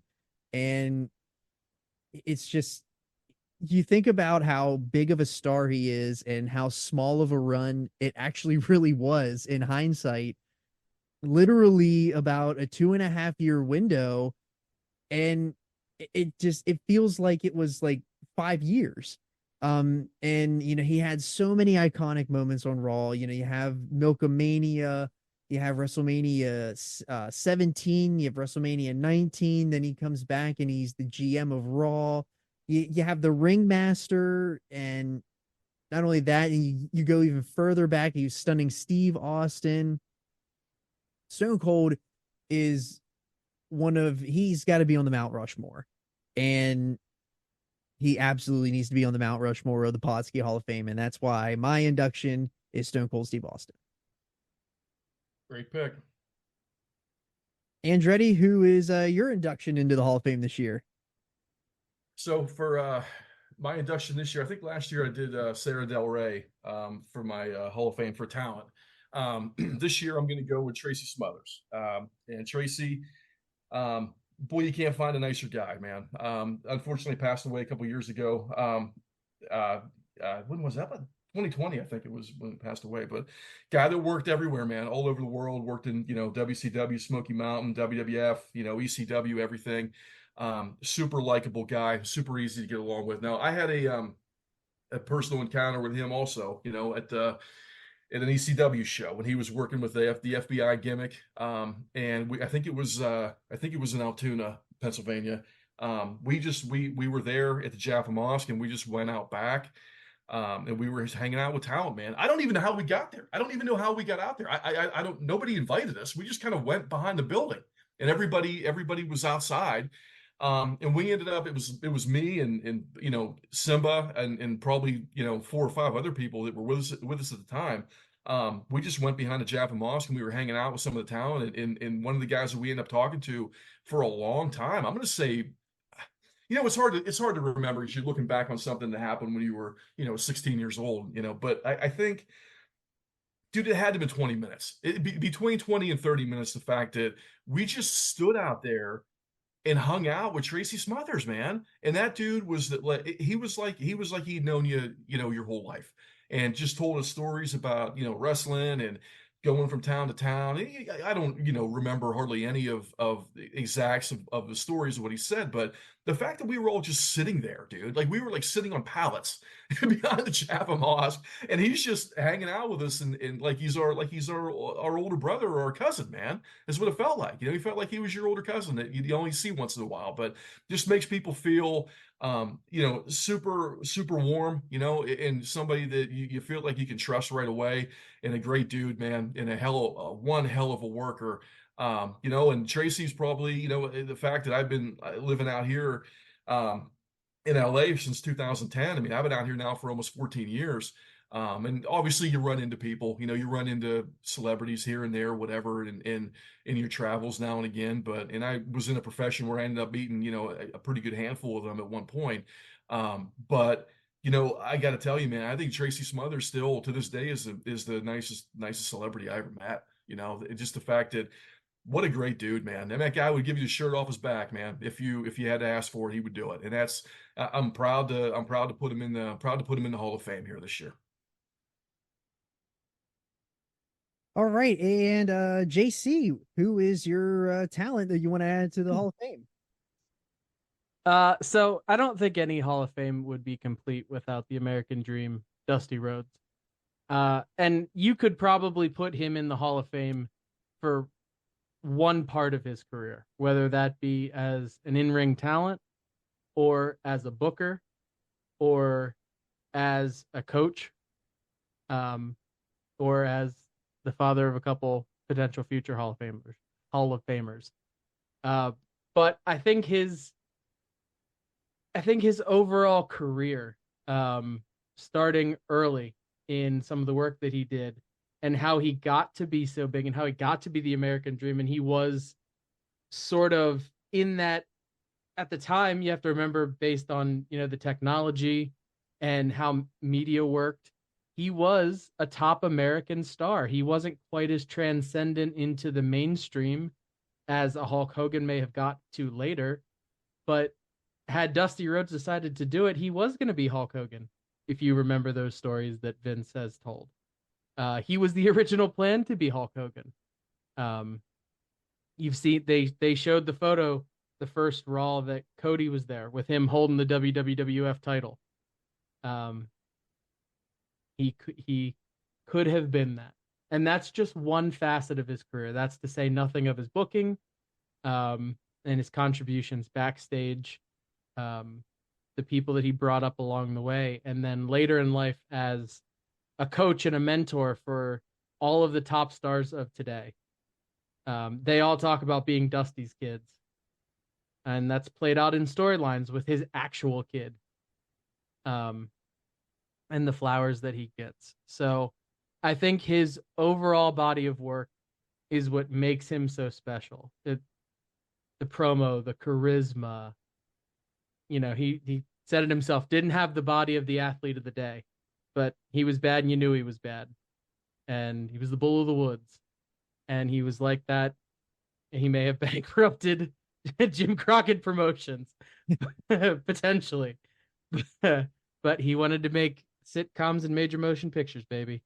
But some of the best and potentially some of the worst stories, and his overall impact on today's wrestling, between the people, War Games, Cody. Yeah. The American Dream, Dusty Rhodes. Yeah, so I could talk for 25 minutes about Shawn Michaels. He's my favorite wrestler of all time.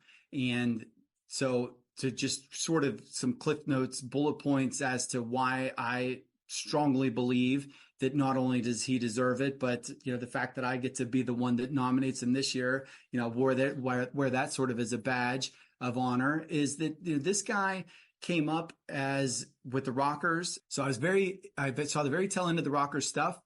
More so, it was whenever I was first starting to watch wrestling. So then I could go to the video store and buy the pay-per-views from, the year before, or 2 years before, or whatever, is where I got to see him and Marty together.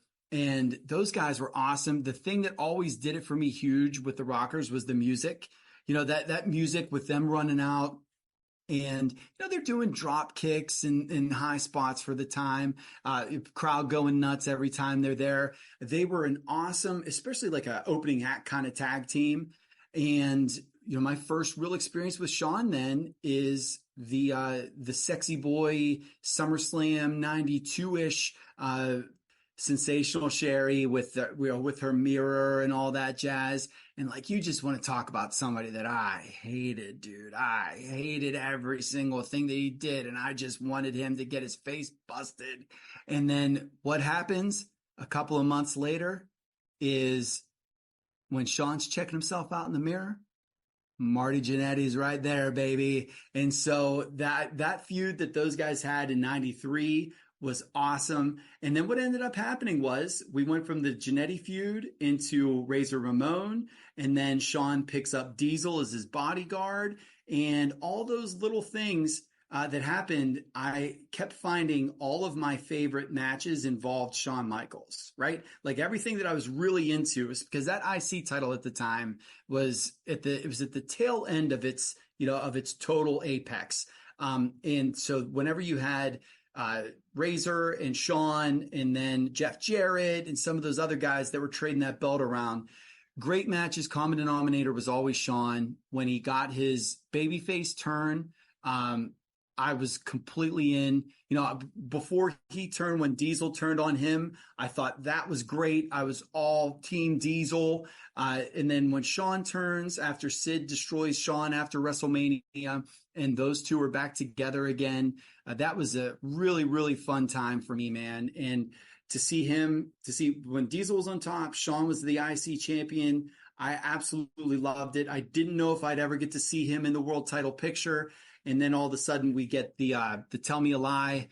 Owen Hart kicks him in the head. He's going to have to retire. Oh my gosh, what are we going to do? And then he gets his big comeback moment at WrestleMania. Vader throws him out. I'm ready to fight everybody in my house. Gorilla Monsoon, the voice of reason, reinstates him. He wins the Rumble, wins the championship. And then the rest is history, man. We can, again, I'm going to cut it off so that I'm not talking for 25 minutes, but the best part about Shawn is that he was having these incredible matches, doing things that only Ric Flair or Bret Hart was able to do in terms of being a smaller guy that could sell like Flair or that could work like Hart.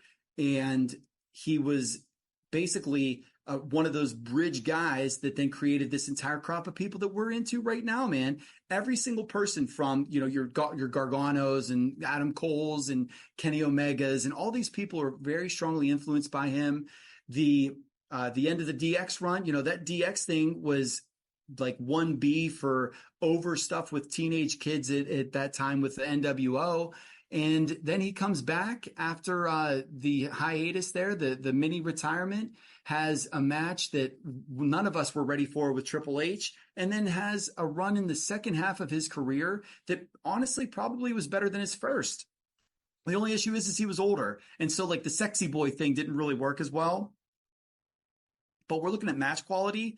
You know, you had the Cena match, you had the 2 Undertaker matches, the Shelton Benjamin kick, the Triple H match that they had like a trio of matches that were all awesome. I mean, this guy was up and down for 5-6 years after he had to retire because of his back the first time. The best wrestler in the Flair match, we just said about Flair. You know, there's a lot of WrestleMania moments that happened after he was Mr. WrestleMania. And so this guy if he's not the greatest of all time, he's absolutely in the conversation. And so welcome to the Hall of Fame, Sean. All right. Well, that concludes the Holiday Awards show and the Hall of Fame inductions. We thank you for listening. Make sure you check us out at _Podski on Twitter and Instagram. Drop a like and subscribe if you're watching along on YouTube. Make sure you follow the Toast to the Coast and the Podski Doc on Instagram. And we will see you next time on the Podski.